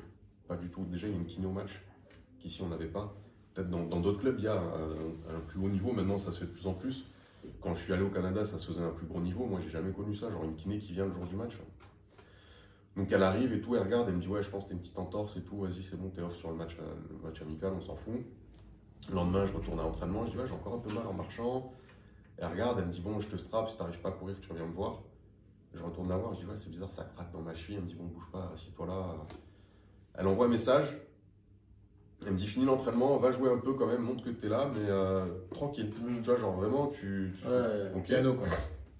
C'est entre le match amical et le premier match de saison, tu as 2 semaines. Enfin, j'avais 2 semaines. Et donc, je reçois un message sur Facebook, genre ouais, la kiné veut te voir demain matin. Du coup, je vais à son bureau. Elle me dit ouais, là, dans une demi-heure, tu as rendez-vous avec un ostéo dans le lycée. Je dis ok, j'y vais. Dans la salle d'attente, j'entends des gens, ouais, ça fait 3 semaines, j'attends et tout. Et je savais rien, tu sais, je savais pas, j'avais juste mon portable et j'ai rien sur moi. Et il me dit ouais, je dis ouais, ben Camille, elle m'a dit que j'avais rendez-vous. Il me dit ouais, vas-y, c'est bon, t'inquiète. Je dis mais les gens, ils attendent depuis 3 semaines. Ils vont attendre encore un peu. Tu vois, genre, ils vont attendre encore un peu. Du coup, il me remet, j'avais un petit os qui était un peu déplacé. Il me remet, je joue. On fait notre séance, notre semaine d'entraînement. Je continue, je suis strappé et tout. Je crois la 2e semaine, donc la semaine de match. Et je me blesse à l'aine. Parce qu'en fait, du coup, j'ai juste compris que c'était pas le même niveau. Tu vois, juste mon corps, il était pas prêt. Je me suis entraîné tout l'été et tout, mais j'étais pas prêt à m'entraîner tous les jours, 2 fois par jour, à m'entraîner sur le terrain et sur la muscu en même temps, à aller en cours, tu vois, à manger, voilà, tu vois, j'étais plus jeune. Donc combien d'heures la journée? Parce que ça a l'air long. Ça a l'air long quand même. En vrai, ça dépend. En fait, là-bas, l'avantage du système scolaire, c'est que tu peux choisir tes cours. Donc tu peux réduire tes cours pendant la période de saison et augmenter pendant la période off. Donc moi j'ai gratté, j'avais 20 heures de semaine par cours. Donc ça allait quand même, mais mine de rien, nerveusement, tu vois, tu te lèves le matin, tu vas à la muscu, tu vas en cours 2, 3, 4 heures, tu pars le soir, tu vas t'entraîner, tu rentres, tu manges, vu que tu es contre mecs qui tapent des barres et tout, tu te couches forcément un peu tard et ainsi de suite, tu vois, donc ton corps n'arrive pas à suivre. Du coup je me blesse un peu à l'aine et c'est là que j'ai vu en fait tout le truc. Genre vraiment quand l'encadrement, je vais la voir, elle me dit ok c'est bon, là t'es off, tu t'arrêtes, tu joues pas ce soir, tu t'entraînes pas ce soir, on fera le point milieu de semaine. Elle dit bon, après l'entraînement, tu te douches, tu rentres chez toi. Elle me dit est-ce que tu as une baignoire? Je dis non, mais tu sais, c'est des résidences étudiantes, il y en a un qui en a une. Elle dit ok, elle va le voir, elle prend ses clés pour la salle de bain, parce que là, sa salle de bain, elle était sur le palier, il avait un appart un peu bizarre. Elle prend ses clés, elle me dit c'est bon, dès que tu rentres, tu vas dans la baignoire, c'est prêt. Je dis ouais, elle dit ouais, je suis parti au dépanneur, tu sais, genre une supérette, acheter des bacs de glace. Elle me dit tu vas te glacer tout de suite. Donc bain de glace, c'est vraiment genre elle est partie le faire pour moi. Et elle dit si tu as besoin, t'appelles. S'il y a un truc, t'appelles, il n'y a pas de souci. Elle est partie m'acheter des médicaments, des antidouleurs et tout. Elle me dit ouais, tu prends ça, tac, toutes les 6 heures de l'Advil et tout, parce que là-bas c'est sans ordonnance l'Advil. Elle me dit tu prends Advil toutes les 6 heures, tu fais ça, et demain on refait le point. Je me relève le lendemain, tu vois, un peu de mal à marcher. Elle me dit bon, vas-y, fais un peu de vélo, et tu reviens, et on voit si tu arrives à courir. Je dis ouais, j'y arrive à peu près. Elle me dit ok, ben moi cette nuit j'ai regardé comment faire pour te strapper la hanche et tout. Elle me dit si tu veux, on peut essayer maintenant, comme ça dimanche on voit si tu peux jouer. Putain, elle a fait son taf, ma gueule. Gros. Elle a fait son taf. Moi, je viens de. Genre, je me suis fait une épaule ici. Ouais. J'avais une séance de kiné une fois par semaine. Ouais. Pas d'exercice en dehors, rien. Là, elle, en 24 heures, elle m'a fait glacer, antidouleur. Elle a regardé, elle a testé un strap. Et pour moi, le pire, c'est qu'on a échangé. C'était pas je te strappe et c'est comme ça. Elle me dit, vas-y, cours. Tu te sens comment? Je dis, ouais, la jambe, tu sais, en fait, ça venait relever un peu plus la jambe. Ouais. Ça accompagnait les fléchisseurs. Et c'est là où je me suis blessé. On n'a pas fait d'examen particulier. Se rentrant ici, où il y a un médecin qui me dit, tu as dû te déchirer un peu le psoas, il a pris cher, et puis voilà. Et en fait, sur 3 jours, elle me dit, ouais, ben, on va tester le strap tous les jours. Et tu vas continuer à t'entraîner. Et on va gérer la douleur. Et si vraiment il y a un truc, là, on arrêtera. Mais si tu as envie de jouer, tu joueras. Je dis, ok, très bien. Et donc, premier jour, elle me strappe. Je dis, ouais, c'est bizarre. Mais je savais pas, en fait, j'avais pas l'habitude. Deuxième jour, elle revient, elle change un peu le strap. Elle me dit, ouais, je dis, oh, putain, là, genre limite, j'ai l'impression que tu me le fais aux 2 jambes. Je cours plus vite que jamais. Et du coup, ça continue comme ça. Et du coup, j'arrive, donc, le dernier entraînement avant le match. Donc, ils ont tous rendez-vous entre eux, tu vois, meeting avant le meeting avec nous. Parce que tu as une séance de meeting aussi avant les entraînements. Où tu regardes comment l'équipe en face joue, comment nous on va jouer, comment s'adapter, quel joueur clé à regarder. Et donc, meeting, je me souviens, il y a toute l'attaque. Et ils nous disent, ouais, ce bloqueur-là, il nous fait chier, c'est chaud. Voilà, enfin, ce défenseur-là, ça va être très très chaud. Donc, ils discutent et ils nous gardent à 2 après le meeting. Il dit, voilà les gars, j'ai un problème, c'est que je ne sais pas lequel de vous deux faire partir. Parce qu'il y en a un qui était beaucoup plus lourd que moi. C'est dit, j'ai l'option du rock, en gros, que tu poses et qui ne bouge pas. Le mec, il fait 160 kg. Même pour le truc, il s'est pesé dans la salle de muscu. La balance, elle était stop. Les balances au poids, elle n'a pas capté. Donc il dit, où je te mets toi, mais il risque de te croquer par la vitesse. Ou je mets Guillaume, il sera plus léger à bouger, mais il y a une chance sur 2 pour qu'il ne lâche pas jusqu'à ce qu'il se blesse. En disant, voilà, genre, il me dit, je sais pourquoi on t'appelle gros chien, il me dit, je sais que si tu arrives à mettre les mains sur lui, ben, s'il doit plaquer le quarterback, il le fera avec toi dans les jambes. Ben, je dis, oh, voilà, rien à foutre. Genre vraiment, s'il faut que je le pète pour qu'on gagne, je le ferai, tant pis. Tu sais, c'est vraiment ce truc-là. Donc il dit, ok, bon, ben vas-y, pars, on va voir. Il voit la kiné, elle lui dit, ouais, il est un peu blessé et tout. Il dit, bon, ok, je fais partir l'autre. Donc je vais voir la kiné, je dis, ça veut dire quoi? Ça veut dire, ce week-end, je m'habille ou pas? Elle me dit, ah, mais c'est pas je m'habille ou pas. Si tu t'habilles, dans tous les cas, on va faire le strap et tu seras prêt pour jouer. Et vraiment, pour elle, c'est vraiment genre, le joueur doit jouer. Elle met tout pour. Donc j'arrive, premier match, du coup, remplaçant. Mais sur la feuille de match, qu'en vrai, au bout de 4 jeux en attaque, il m'a regardé, il m'a dit, vas-y, rentre. Ah ouais? Ouais, vas-y, rentre, en fait, il va nous baiser. Et en fait, ce mec-là nous a niqué tout le match quasiment. Après, on a réussi à jouer de l'autre côté et tout, tu vois, mais les mecs en face, on s'est fait donner. Vraiment, tout le match, c'était un monstre. Il a fini en universitaire. Je crois même qu'il est en pro. Vraiment, c'était un athlète. Ouais, c'était l'athlète. L'athlète parfait, qui sait ce qu'il fait, comment et tout. Et juste, il a l'instinct, et puis voilà. Et du coup, bah, après, j'ai fait ma saison tranquille où j'ai starté sur quasiment toutes les positions de la ligne. Ok. Je crois qu'au 4e ou 5e match, j'ai fait une commo. Ok. Voilà, Dû à quoi? Un choc. Okay. Genre, j'ai la vidéo encore où je me souviens du jeu et tout. Et après le choc où je boite le mec, tu vois que je repars tout droit et que genre, je cours, mais. Et on revient me chercher en disant, c'est pas par là. Et pareil, à la fin du match, je vais voir la kiné et je dis, oh, putain, j'ai mal au crâne de ouf. Elle me dit, ouais, t'as pris un coup. Je dis, non, je crois pas. Et là, il y a mon coloc qui dit si, il a pris un coup de bâtard. Il dit j'ai été le chercher parce qu'il savait pas ce qu'il faisait. Il dit bon, ok, on refait le point lundi, donc tu rentres chez toi dimanche, je dors toute la journée. Lundi matin, il allume la lumière, je l'embrouille, il passe un peu mal aux yeux. Et je dis ouais, vas-y, je m'entraîne et je m'équipe. Et là, heureusement, Jeff il a géré, il est parti voir la kiné, il lui a dit franchement, je pense qu'il y a un truc qui va pas. Il dit regarde quand il va allumer la lumière, le coach, regarde tout, et je pense qu'il fait une commo. Et elle vient me voir, tu vois, donc tu sais, pareil, il met des séances noires, t'es bien, il ouvre la lumière, putain.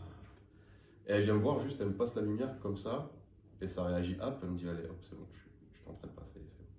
Donc j'ai fait une commo, donc protocole commo, machin, on te met au repos, tu reprends le vélo petit à petit, si t'as la tête qui tourne, tu te sens pas bien, t'arrêtes, et ainsi de suite.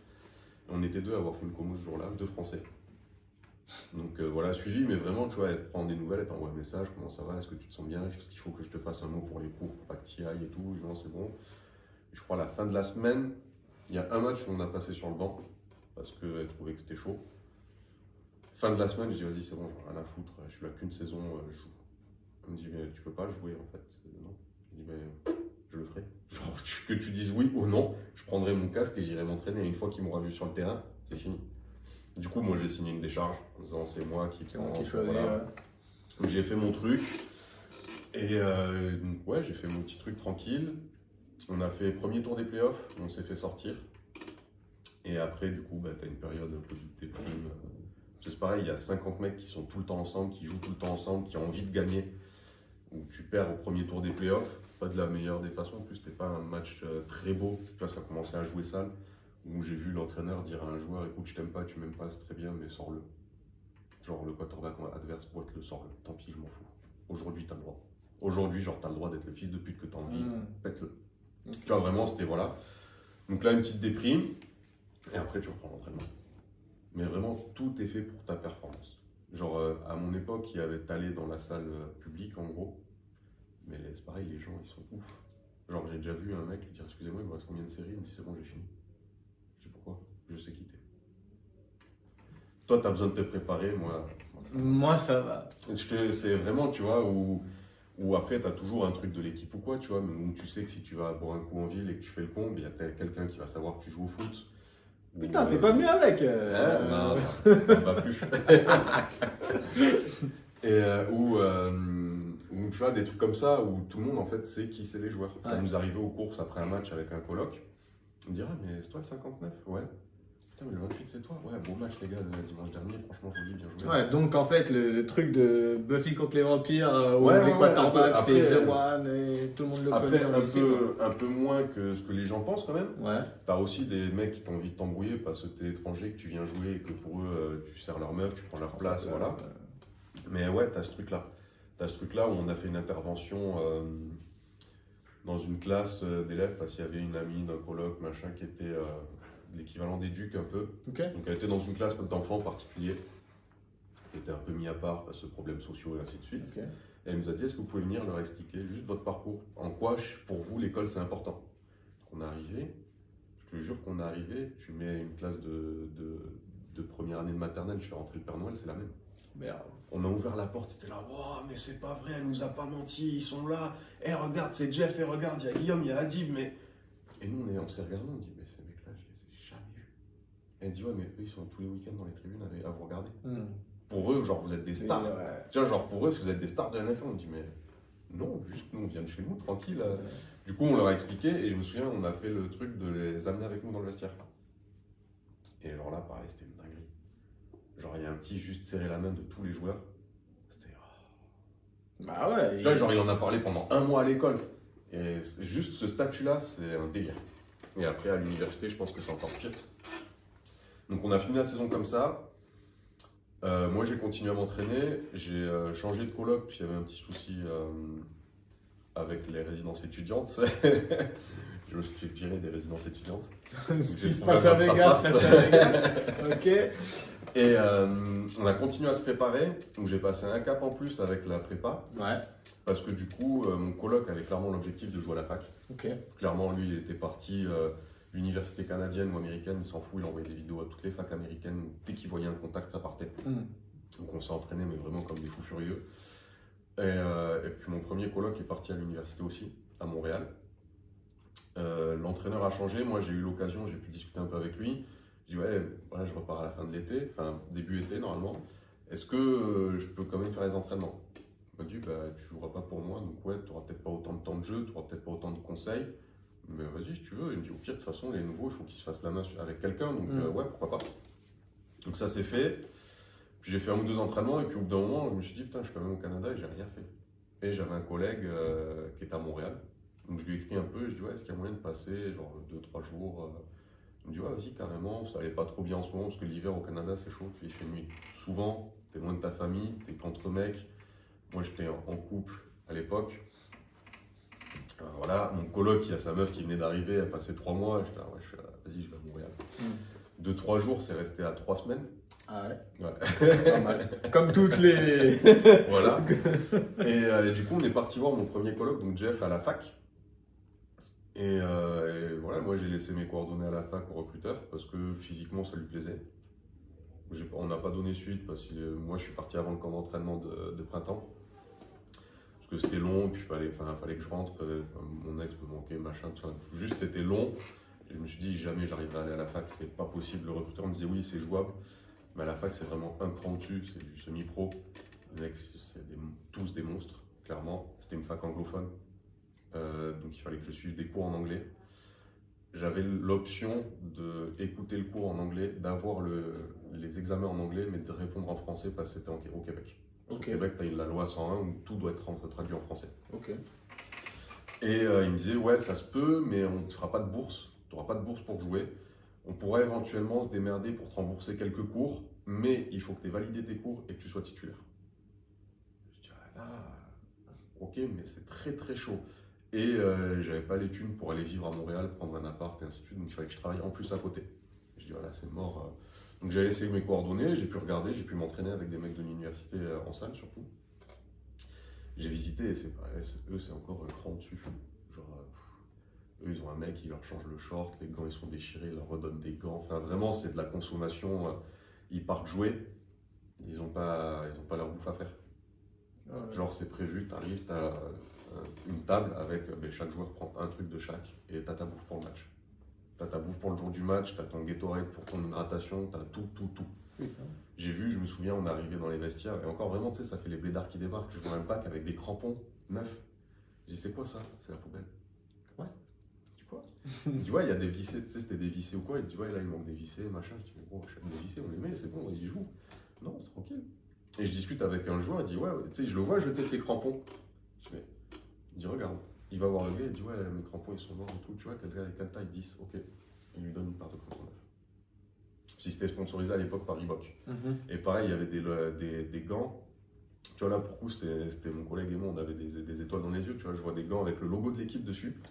Et je dis à mon pote qui venait de signer, je dis vas-y, envoie-moi une paire de gants, fais le kécro, donne un truc. Il me dit tiens, et il me donne ses gants de l'entraînement. Il me dit tiens, je dis faut que t'en aies quand même. T'inquiète, tu vois. Et la même, il me dit vas-y, t'inquiète. Du coup, bon, après, voilà, il y a eu quelques débordements. Il y a eu quelques passages au vestiaire, on a entendu putain, mais il est où mon short? Je sais pas ce qu'il dit, je comprends pas. Et donc, ouais, j'ai laissé mes coordonnées, j'ai eu l'occasion de discuter avec leur coach de ligne offensive. On a parlé un peu, enfin, on a parlé. Et je lui ai parlé, il a parlé à mon coloc en anglais, enfin, tu vois. Voilà. Ah, ok, d'accord. Ouais. Parce que c'était un Américain qui venait. Et le truc marrant, c'est que lui, il me dit ouais, si tu viens chez nous, tu joueras centre. Je dis non, moi, j'aime pas ça. Il me dit si, tu joueras centre. Je dis non, moi, vraiment centre.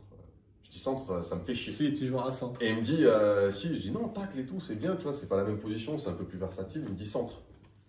Et on part, et du coup, je laisse mes coordonnées au recruteur et tout. Et le recruteur, il me dit, en plus, c'est un recruteur qui est connu au Québec, qui était connu, qui a sorti beaucoup de joueurs et tout. Il me dit, mais tu sais à qui tu viens de parler? Je dis franchement, non. Il me dit d'accord, il me dit bah alors je te laisse aller regarder sur internet, là il y a un ordinateur, et va regarder sur internet le coaching staff parce que tu viens, mais en vrai tu sais pas. Je dis à la base moi je viens juste voir mon pote. Juste parce qu'il venait d'être recruté, on a eu le droit de rentrer et regarder, mais normalement c'était fermé. Il me dit je dis moi je viens juste voir mon pote. Et il me dit ok parce que moi je me suis juste arrêté sur ton physique. Parce qu'à l'époque je faisais 130 kilos, tu vois voilà. Je me suis juste arrêté, je t'ai permis d'aller t'entraîner pour voir.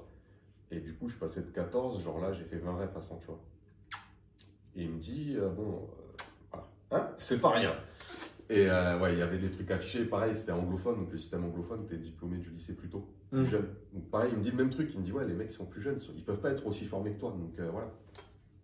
Et je dis, ah d'accord. Il me dit, donc va voir ce que c'est. Va voir qui c'est ce mec. Et donc je regarde, je vois Brian Chiu, il s'appelle. Très bien. Qui c'est le monsieur Un grand, une tête de noix. Je dis, ouais, c'est bien, il a des mains, on dirait Mayep. Mais... ça, c'est un monstre, mais à part. Il me dit, ben regarde qui c'est. Et donc je prends le tac, je regarde Wikipédia, je vois c'est un mec qui a fait son université en NCAA aux États-Unis, donc en première division. Il a joué en Ligue canadienne pro. Et je vois dernière ligne, Hall of Fame CFL. Ah ouais. Et du coup, juste après, tu as Hall of Fame CFL et la position. Et je vois centre. Ah merde. Je dis, ah, donc lui, je dis, vas-y, c'est chiant, je pense centre. C'est bien, en vrai. Franchement, c'est vrai, c'est pas mal. Et du coup, après, j'ai fini de visiter Montréal et tout, de voir mon collègue, profiter un peu en fait juste de ce que j'avais pas fait pendant la saison. Et je suis rentré en France, tranquille, retrouver ma famille. Donc pas de centre. Pas de centre. Et après, voilà, ça s'est fait comme ça. Puis au final, mon collègue a changé de fac parce que ça se passait pas très bien ni rien. À l'époque, la fac était pas très cotée. Et puis même les frais de scolarité et tout, c'était chaud. Tu vois, et puis même... objectivement, sans faire le mec ou quoi, je pense que j'ai pu jouer au lycée, c'était cool, c'était pas le plus gros niveau au lycée. J'aurais peut-être pu jouer quelques jeux en universitaire, mais ça sera arrêté là. Et puis, clairement, quand tu vois les mecs qui passent en pro ou quoi, ça n'a rien à voir. C'est encore un truc au-dessus, et là, il n'y a pas que l'entraînement qui compte. C'est vraiment des mecs qui ont tous le même morphotype. Enfin, à un moment, il y a de la génétique, et juste, voilà. Parle-nous un peu de la prépa, parce que tu l'as évoqué rapidement, tu vois, c'est ta journée prépa. En off-saison ? Ouais, off-on, c'est bien aussi. En saison, la muscu, c'est pas obligatoire. Donc, c'est toi qui Tu te gères en fait. Tu te gères. Si tu as envie de t'entraîner, tu peux. Si tu n'as pas envie, tu n'es pas obligé, mais quand même, c'est cool. Tu vois, juste, mais en gros, on dit juste, si vous faites juste des séances d'entretien, de prévention de blessures, c'est cool. Donc, tu peux avoir la kiné qui vient, qui te dit, ben voilà, tu vas faire la coiffe des rotateurs, parce que pour ton épaule, la stabilité de ton épaule sur les plaquages, c'est cool. Ou si tu as des petites blessures, elle te donne des tips, des exercices à faire. Tu vois ce que je disais tout à l'heure, c'est que la kiné dit quoi faire. Tu vois, tu as vraiment un programme de rééducation s'il faut. Donc en saison, on dit voilà, tu t'entretiens. Donc, et puis j'avais pas non plus énorme de notions par rapport à maintenant. Donc t'allais, tu vois, j'allais, je faisais un peu de bench, un peu de squat, jamais trop lourd pour pas être cramé trop nerveusement avant le match, mais jamais trop long non plus, tu vois, pour pas avoir de courbature. C'était vraiment juste de l'entretien, garder les schémas techniques et tout, et beaucoup de réhab. Beaucoup de, ben, tiens, on m'a dit de faire les épaules, vas-y, je vais peut-être l'écouter. Ou genre, ben, j'avais mal à l'aine, vas-y, je vais faire tout ce qu'elle me demande, tous les étirements et tout. Ça, pas mal.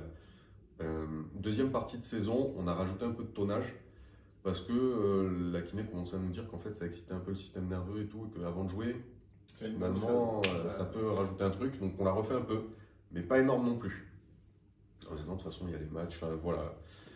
Et par contre, off-saison, du coup, tu passes sur complètement autre chose. Donc la saison, elle s'est finie en novembre. Jusqu'à début janvier, ils te laissent tranquille. Ils disent, voilà, faites ce que vous voulez, vous avez accès à la salle. Début janvier, ça repart. Donc début janvier, on avait un programme d'entraînement donné par l'équipe. Donc t'as pas à réfléchir. Pour tout le monde, le même. Non. Ok. Chaque position a un programme. Ça qui... Chaque position a un programme, c'est sensiblement la même chose. Genre les abdos, tu vas pas les travailler de la même façon. Ok. Ils vont mettre plus facilement plus de tonnage sur les mecs plus lourds. Okay. Les bloqueurs et tout, ils vont chercher à ce qu'on ait une bonne explosivité, qu'on soit des buffles en fait. C'est vraiment, c'est le but, c'est juste que tu sois un buffle pour pousser, être habile. Mais genre les abdos par exemple, la différence, les receveurs, donc les plus légers, ils devaient s'accrocher à une barre, tu vois, et se plier en deux et faire les abdos, les jambes relevées comme ça. Nous, tranquille, on avait des crunchs sur un Smith. On va pas commencer à demander au mec de 130 kg de se suspendre là-haut, ça va pas tenir. Donc ouais, t'avais quand même un petit peu de diversité sur ça. Mais parce qu'aussi, ça ressemblait plus à ce qu'on pouvait faire sur le terrain. Ok. Donc tu vois, genre, par exemple, entre la ligne offensive et défensive, ceux qui étaient en défense n'ont pas tout à fait la même position, ils avaient un peu plus d'haltéro que nous. Ok. Ça revenait un peu plus régulièrement.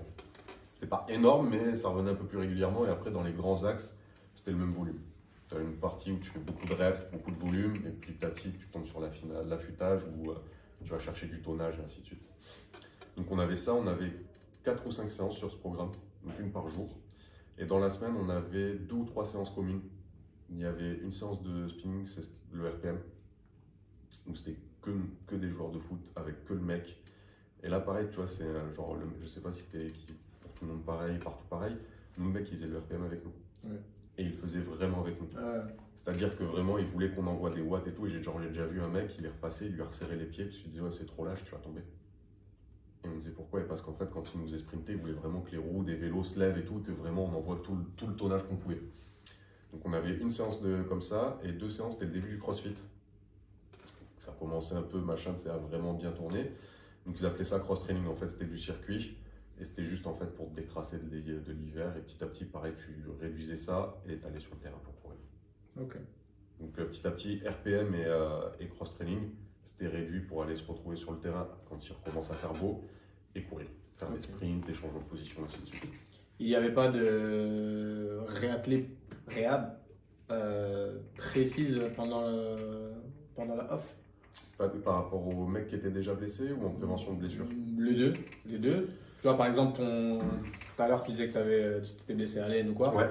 Est-ce que le protocole que tu as fait pendant la saison, donc glace, tout ça, avec la Ça, en kiné, fait, c'est pas prévu dans le programme de l'équipe, mais tu as toujours accès à la kiné, tu as toujours accès à un ostéo en priorité, tu as toujours accès même à un prof de muscu en priorité.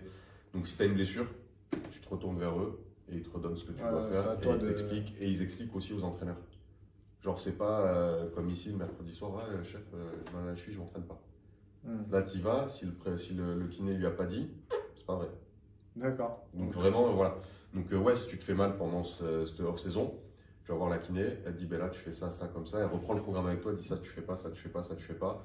Ou si moi, ça m'arrivait à un moment, ça retirait un peu, elle est venue, elle a regardé, elle dit, ouais, ben je pense que c'était peut-être un peu trop tôt pour mettre plus de 200 kg sur ton squat. Donc lève un peu le pied, reprends un peu les étirements, parce que je pense que tu les as zappés. Effectivement, tu vois, elle n'avait pas le temps. Au final, c'est juste, on te réaiguille. Et si vraiment tu as besoin, là, elle vient et elle te regarde, elle te fait tes exercices et tout, et elle te redonne le plan. Mais pareil, comme pendant la saison, en fait, elle te suit. Donc elle prend des nouvelles, elle t'écrit, elle te demande comment tu te sens et tout. Et elle fait ça que avec toi? Ou alors elle est là pour l'équipe? Elle est là pour l'équipe. Ok, d'accord. Donc dès que tu en as besoin, tu es là. Il y a quelqu'un. Elle a pas de. Genre, il n'y a pas un kiné pour, je sais pas, 5, 10 bonhommes. Non. C'est la kiné de l'équipe entière. Ouais. Ok. À ce moment-là, elle était là pour ça. Mais après, ça va au-delà de ça. Tu vois, avant les matchs, elle nous strappait. C'est elle qui le faisait, tous les joueurs. Donc c'est à toi de te préparer avant, voilà, mais elle te strappe et elle fait ce que tu veux. Hein. Tu lui demandes. Hein. Moi, elle me strappait les poignets avec le pouce, les chevilles. Tu vois, les chevilles avec les crampons, là, juste pour pas que le crampon il se barre. Bam, elle te le fait. Et tu payes pas le strap. C'est con, mais c'est un budget. Hein. Ah, clairement. Les seuls trucs qu'il fallait que tu te payes, c'était si tu voulais du strap de couleur ou quoi. Elle te strappait en blanc. Après, si tu veux noir, bleu, rose, vert, t'amènes, mais le reste. Action d'euro. Voilà. Mais non, elle est là pour toute l'équipe. Ok, cool. Putain, et si à un moment, il y a peut-être eu un bloc où il y avait quelques blessés en même temps. Ouais. Donc, du coup, elle a dit je vais venir, je vais prendre les blessés, donc on se donne rendez-vous à telle heure, à tel endroit. Et voilà, on fait notre séance ensemble. Vous ne faites pas le programme, mais on travaille sur vos blessures. Ouais, donc. Sur vos massages, sur vos trucs, ouais. Putain. Bon encadrement, hein. Non, ouais, franchement, c'est un autre truc qui était en fait tout le temps à la performance. Tout. Mais que ça soit sportif ou scolaire.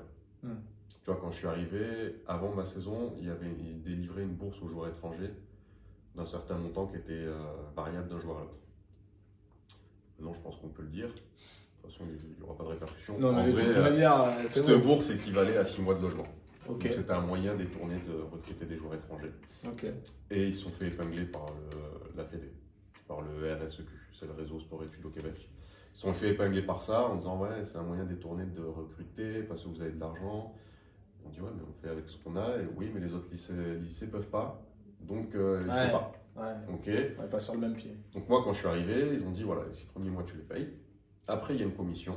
Si tu es un bon joueur, que tu es un bon étudiant et que tu es un bon gars, on voit et on délivrera une bourse ou pas. Et j'ai passé en commission, en fait, ils m'ont fait un chèque de 6 mois de loyer. On me demandait combien tu payes de loyer, je crois que c'était par exemple $600. On va arrondir à 1000, à la fin de la truc, ils m'ont dit ok, on te rappelle. Il m'a rappelé une heure après, il me dit ok, tu peux venir chercher ton chèque de $6 000, le propriétaire peut l'encaisser direct. Donc du coup, tu as tout le temps à ça. Ouais. Tout le temps à ce que tu sois une bonne personne sur tous les aspects, quoi. À montrer un bon exemple et tout. Puis c'est c'est incomparable avec d'autres trucs. Ouais. Après, moi, mon expérience, après, c'était un endroit où c'était les anciennes villes minières d'amiante, donc il y a de la thune. Mais c'est pareil, j'ai déjà vu le directeur sportif me recruter parce que je t'arrive en retard en me disant putain, t'es vraiment une merde, t'as fait de la merde, on est là pour toi et tu nous remercies comme ça. Et me trouver un appart parce que je m'étais frité avec le surveillant des résidences étudiantes et qu'au final j'avais raison. Il me dit écoute, voilà, c'est bon, je vais te trouver un appart. Il me trouve un appart en 2 jours. Ou un collègue qui était en galère de thunes, machin, qui n'arrivait pas à travailler, sa mère ne pouvait pas lui envoyer de sous. Il est venu, il lui a discuté, il est sorti de son bureau, mon collègue il a pu aller faire des courses. On sait très bien ce qui s'est passé, s'il lui a filé un billet, il lui a dit vas-y, c'est bon, tu vois, voilà. Ouais. Mais tu vois, c'est là où tu te dis, putain, quand c'est encadré, quand tu sais que tu as une soupape quelque part, tu vois, Ouais. t'es encadré en termes de santé, t'es encadré en termes de scolarité, t'es encadré en termes de performance, même sur, tu sais, t'as l'impression qu'il te pousse à être le plus polyvalent dans ce que tu veux faire. Et putain, ouais, grosse expérience. Grosse, mais même, pareil, il y avait des secrétaires, j'ai oublié leur prénom. Elles m'ont écrit, j'ai reçu un mail il n'y a pas très longtemps. C'était un peu des deuxièmes mamans, tu vois. Genre, c'était les secrétaires du directeur sportif et tout. Ici, tout le monde leur chie dessus, les secrétaires. Là-bas, on allait, on rigolait avec elles.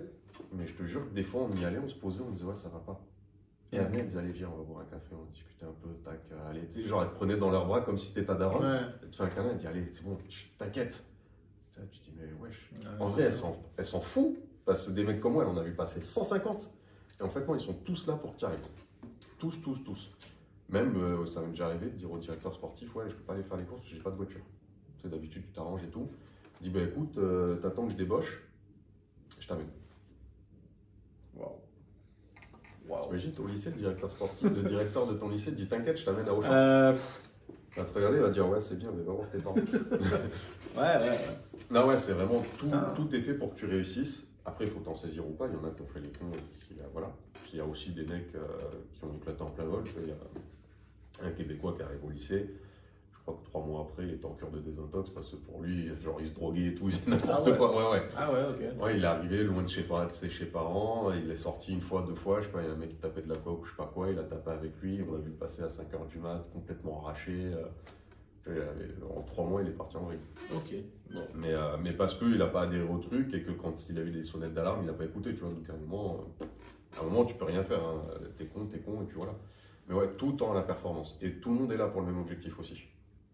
Ouais, j'ai l'impression que le fait que tout le monde t'encense, tu vois, le fait que tout le monde te dit, ah, tu peux y arriver. Ouais. J'ai l'impression, j'ai une image dans la tête, je me dis, qu'est-ce qui fait qu'un enfant se mette à marcher tout seul, tu vois. C'est que tout le monde lui dit, ah, c'est bien, quand il se met debout, ah, c'est génial, 4 pattes, etc. Bah, là, j'ai l'impression que c'est pareil. C'est ça. Dès que tu fais une petite step, allez, vas-y. Ouais, c'est ça. C'est exactement ça. C'est ce qui fait que, on a quand même une grosse différence avec l'Amérique du Nord, quoi. Rapport à l'échec, un peu plus compliqué, ou même à l'accomplissement. Bref. Mais non, mais même pas. Même ici, quand j'en ai parlé, il y a le gars qui s'occupait de moi. Bon, maintenant on a perdu contact parce que voilà, mais qui s'occupait de moi dès que j'ai commencé. C'était le premier à me dire, écoute, là-bas je connais pas, je sais qu'ici le niveau, tu surpasses. Tu t'es un cran au-dessus, tu peux passer un niveau au-dessus. Il me dit maintenant, je pense que tu vas au Canada, tu vas faire ce qu'il faut pour jouer. Certains encadrants de Pau, t'es là, ouais, mais tu sais, c'est risqué quand même, ça prend du temps d'entraînement. Ça me tue. Et mon collègue qui est parti à Montréal, c'était le même truc. Lui, il pouvait essayer de rentrer à la fac directement. Il y a eu un changement de coach qui était moins ouvert à prendre des joueurs qui sortaient pas de lycée. Pareil direct, mais c'est sûr, tu n'y arriveras pas et tout. Et un gars là-bas, il dit non, c'est pas sûr. Un recruteur lui a dit, on sait qu'on a des systèmes de recrutement, mais on sait aussi qu'il y a des mecs qui n'ont pas les moyens de jouer au lycée, de jouer ailleurs. Et on sait qu'on passe à côté d'athlètes. On le sait. Il dit, on ne peut pas recruter tous les meilleurs. Parce qu'il y a un mec qui n'a jamais joué au foot de sa vie. Et pour lui, c'est une évidence. Genre, on le met sur un terrain, il sera très bon. Et ce mec-là, peut-être que si tu viens comme ça, c'est peut-être toi. Je sais pas. Peut-être pas, mais ça se peut. Ici, non. Ici, t'as pas il se laisse le potentiel. Il se laisse peut-être ça va le faire. Vas-y, de toute façon, j'ai rien à perdre. Tu veux essayer, vas-y, essaye. T'as réussi, très bien, je suis content pour toi. T'as pas réussi, bah tant pis, mais t'as essayé, t'as fait ton truc. Et il donne la chance à tout le monde. Ouais, c'est pas. Ouais, c'est autre chose. c'est clairement, c'est autre chose, c'est une autre vision. Ouais. Bon. Bah, écoute, je crois qu'on est bon là. À part si t'as encore des trucs à nous dire. Après. Des retours de Jeff? Jeff, Ouais, le hawaïen, tu m'as dit. l'haïtien. L'haïtien, pardon. Le H. Excuse-moi, l'haïtien. Mais Jeff, c'est pareil, tu vois, c'est un extraterrestre. Pour Ouais. moi, c'est le meilleur sportif que j'ai rencontré de ma vie. Genre, j'espère un jour il revient à Pau et tu peux le rencontrer. Tu vas le voir, tu vas dire jamais de la vie. Là, il travaille, je crois, à la RATP ou machin, il conduit des trams. Fait que là, je suis arrivé, on est né le même jour, à 10 minutes d'écart. Ok. La même année, tu vois. Ok. Déjà, il y a eu un Ouais, il y a truc. quelque chose qui se passe. Il a fait, lui, du coup, les championnats d'Europe quand moi, j'ai pas été pris.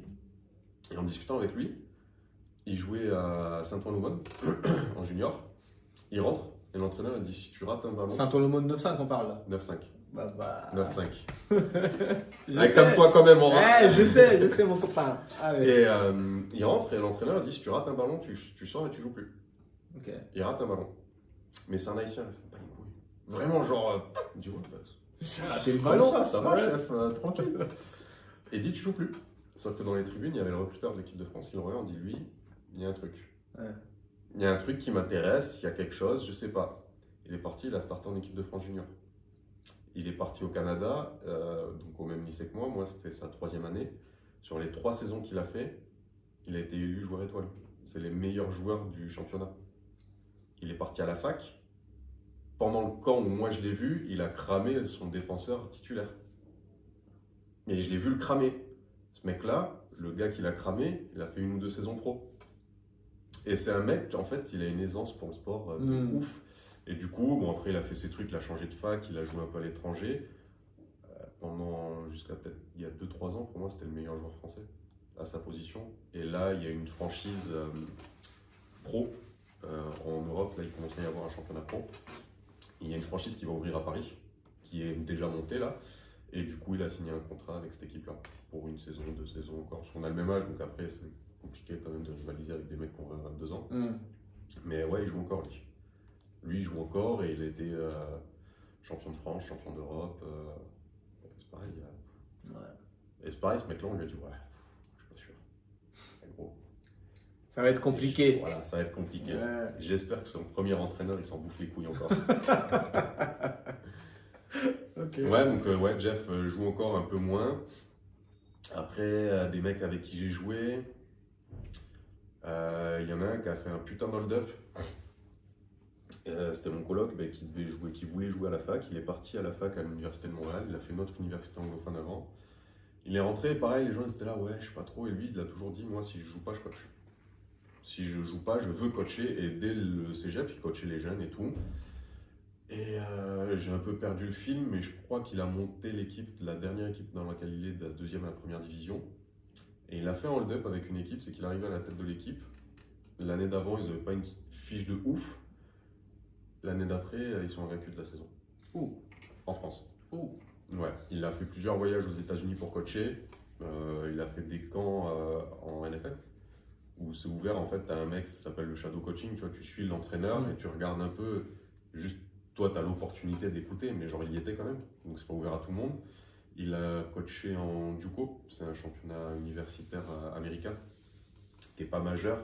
Mais leur spécialité, c'est de recruter tous ceux qui se sont fait couper de la NCAA pour cause extra-sportive et de les faire jouer là-dessus. Donc ils ont vraiment des athlètes de ouf. Et pour ceux qui connaissent sur Netflix, il y a Last Chance You. Mais il a coaché dans l'équipe de la 2e équipe, Independence. On le voit vite fait à un moment. Ouais. Moi je sais parce que je l'ai vu et que j'ai vu des snaps où il était, je voyais les caméras. Mais ouais, il a coaché là-dedans. Okay. Donc ouais, grosse expérience. Après, il y en a un qui vient de la Courneuve, qui a arrêté. Qui a arrêté sur blessure, qui était à la fac, gros espoir, pareil, il était dans le top. Mais il a fait Team World contre Team USA, qui maintenant est youtubeur de ouf. Ah ouais? Prime, j'ai joué avec lui. Ok. Genre, Prime, j'ai joué avec lui, il a dormi sur mon canapé et tout. Maintenant, il est là, il fait des millions de vues et tout. Mais c'est cool. Il y a lui, et après, il y en a plusieurs qui sont partis à la fac, qui ont fait leurs études, et juste, voilà, ça n'a pas suivi sur le foot, mais ils continuent à jouer ou pas. Mais ouais, il y en a plusieurs qui sont partis à la fac, mais qui étaient plus jeunes aussi. Et voilà. Ok, bon. Et là, on a fait quoi? Il y a quoi de nouveau? On a envoyé envoyé de Pau. Ouais. Surtout un collègue à moi qui coach, moi je l'ai juste aperçu, c'était plus le côté extra sportif, on a pas mal discuté, un jeune de Saragosse, qui est la pseudo Cité Chaude de Pau avec Louse des Bois, mais en fait voilà, c'était juste un athlète de ouf Ouais. qui est parti au lycée où j'ai joué. Et du coup déjà t'es content quand même quand ça se passe, tu vois, tu te dis ouais je l'ai croisé, il est parti là-bas. Et on lui a dit en fait si tu t'entraînes et que tu fais ce qu'il faut, ça va le faire. Donc il a fait une saison ici où c'était un monstre. Il est parti à Bordeaux au Pôle Espoir, où c'était un monstre. Il a fait équipe de France. Enfin, c'est un athlète. C'est un athlète de ouf. Et je pense que dans un autre sport, il aurait été bon aussi. Et donc, il est parti au lycée, là où j'étais. Et là, il vient de signer à l'Université de Montréal, donc en universitaire. C'est Et bon. je pense qu'il va... Il va monter encore. Tôt. Je pense qu'il va performer. Je pense qu'il va être très, très performant. Ok. Mais encore une fois, il écoute ses collègues. Et ouais, c'est chaud. C'est chaud. Puis finalement... Entraîne-toi, donne-toi les moyens, ça passe. Ouais, faut pas trop écouter Non. les autres, tu vois. J'ai tendance à dire, il y a des fois, il faut garder les trucs pour soi, tu vois. Les pires disclaimers, c'est la famille, pour moi, tu vois. C'est Non, compliqué. mon fils, t'es sûr? C'est un peu dur, ça va être compliqué. Ouais. Ah, il y a des fois, c'est dommage à dire, hein, mais il y a des fois, il faut y aller quand même, quoi. Ouais. Quand tu le sens, il faut y aller. Toujours dans le foot US, du coup? Non. Non. Maintenant, j'ai joué encore un petit moment. Je me suis arrêté en 2018 ou 19 sur blessure. Ok. Je me suis cassé le plateau tibial. Et après, c'est juste plus le même truc. Pas la même vie non plus aussi. Je suis plus âgé, là, une femme, un emploi du temps plus compliqué. Et même la réduc et tout, je me suis plus écouté que vraiment, comme j'étais excité à 20 ans, tu vois. Genre là, j'ai un peu mal quand même. Peut-être pas squatter. À 20 ans, je me serais jeté 2 Advil, j'aurais dit, allez, nique sa mère, on y va, et c'est parti. Et puis même la kiné et tout, ça n'a rien à voir, tu vois. J'aurais dû m'écouter plus que écouter le médecin ou le kiné. Et, Encore ouais, mais en fait, tout con, tu vois, je prends un choc externe, je finis le match, j'arrive pas à prendre des appuis extérieurs-intérieurs, je dis, ouais, c'est bizarre, mais je peux pas m'arrêter non plus, parce que du coup, dans la tête des gens qui jouent ici, comme j'ai joué au Canada, je suis encore chaud, tu vois, il y en a plein qui croient que j'ai joué en première division en France et tout, alors que ça n'a pas vraiment concrétisé à chaque fois. J'ai été faire un tour dans d'autres clubs, mais voilà. Et du coup, c'était, ouais, tu peux pas t'arrêter là. Parce qu'en fait, clairement, on était les mecs à abattre avec notre collègue, donc, parce que lui aussi a joué à notre niveau. Et donc, je me pète, je continue, je dis, bon, je finis le match, je vois le genou, il gonfle, il gonfle, il gonfle. Je me dis, putain, je me suis jamais fait les croisés, je sais pas si c'est ça. Et tu sais, t'as un truc où tu dis, c'est pas les croisés, c'est pas ça. Je vais voir le médecin du sport. Il me dit, pour moi, c'est le ménisque ou les croisés. Je dis, bon. Puis je discute, je vois les croisés, des collègues qui se sont fait les croisés, quand même, ils n'ont pas la même chose, ils n'ont pas la même démarche et tout. Je discute avec un collègue qui coach, donc à Ben, donc tout à l'heure, qui s'est fait le ménisque. Il dit, moi, le ménisque, je marchais plus. On est venu me chercher sur un brancard et on m'a amené me faire opérer direct. Je dis, ah putain, je marche quand même et tout. Bon, et le médecin du sport, il me dit, tu vas faire de la kiné en attendant l'IRM pour, comme je pense que c'est les croisés, renforcer avant de te faire opérer. Ok. Je dis ouais, mais bon, en vrai, si je suis pas obligé de me faire opérer, j'évite, ça me va. Hein. Il dit non, l'opération c'est mieux. Je dis ouais, mais non, en fait, je me dis bon, je vais faire l'IRM et puis il m'enverra voir le On en chir. a déjà parlé dans un autre podcast. Ouais, non, tu vois, Ouais. j'irai voir le chir, mais je le ferai pas. Ça m'est déjà arrivé pour l'épaule. Enfin, je me ferai pas opérer. Je sais, j'ai des collègues qui ont plus de croisés et je sais que tant que c'est musclé, ça tient. Le jour où j'aurai 50, 60 ans et que je m'entraînerai plus du tout et qu'il y aura plus de masse musculaire, peut-être j'y passerai, mais là. Donc je vais faire de la kiné, qui me renforce, comme si c'était pour les croisés. Je me dis cool, je prends de l'avance, tu vois, sur ma récup et tout. Et à chaque séance, j'avais mal. Donc chaque fois, mal. Je dis putain. Et en fait, je passe l'IRM et donc le radiologue il me dit mais c'est pas du tout les croisés que t'as fait là. T'as fait quoi là depuis un mois? Je dis bah, j'ai marché, je fais du vélo. Il me dit mais tu t'es pété le plateau tibial, donc en fait c'est pas les croisés, en fait t'es en train de te niquer plus qu'autre chose. Je dis comment ça? Il me dit mais en fait il faut que t'arrêtes de marcher là. Il me dit juste, enfin tu peux marcher, tu peux faire des trucs. Mais fais pas de muscu par-dessus, ta fracture, t'appuies sur ta fracture constamment. Là, bon, d'accord, du coup, ben, t'appuies, mais en final, j'ai encore des douleurs, maintenant que j'écoute un peu moins. Mais du coup, je me suis dit, je vais pas reprendre le foot, courir sur un genou qui me fait mal, ou je sais pas si la fracture est bien ou quoi. Donc, j'ai pas repris le foot, mais je garde quand même un coup d'œil. À l'occasion, s'il a besoin, mon collègue coach encore, s'il a besoin, je peux aller donner un coup de main, tu vois. Échanger, pas gérer une équipe, parce que j'ai essayé de coacher un peu les jeunes plus tôt. Et ça me botte pas plus que ça, tu vois. J'aime coacher, j'aime la relation que tu as avec, mais plus genre en ponctuel. Ok. Tu vas les avoir tout le temps et tout, rabâcher tout le temps les mêmes choses, non. C'est plus genre, montre-moi ce que tu fais, ouais, là, mets plus ta main comme ça, là, fais plus comme ça, et là, ça va le faire. Donc, en ponctuel, ouais, ça donne un petit coup de main, et voilà. Ok. Je garde, je vais voir les matchs de temps en temps, et ça va aussi. Ok. Peut-être une dernière saison. Ah. D'ici 1 ou 2 ans, on verra peut-être. Voilà. Mais non, vraiment, c'est si les planètes s'alignent, tu vois. S'il y a tout le monde et que c'est cool et qu'il y a moyen de s'amuser, ouais, pourquoi pas, sinon j'ai passé. Ok. Ouais. Ça roule. Bon. Bah écoute, pour moi c'est bon, hein. Bah écoute, Yes. c'est bon pour toi. Bon oui. On a largement parlé, hein, des doigts. Ok. Bon, bah c'est good pour moi. Nickel. Allez. Time. Combien on a parlé? Parce que, waouh, plus que Johan. Putain, 1h35, sa mère. Joanne.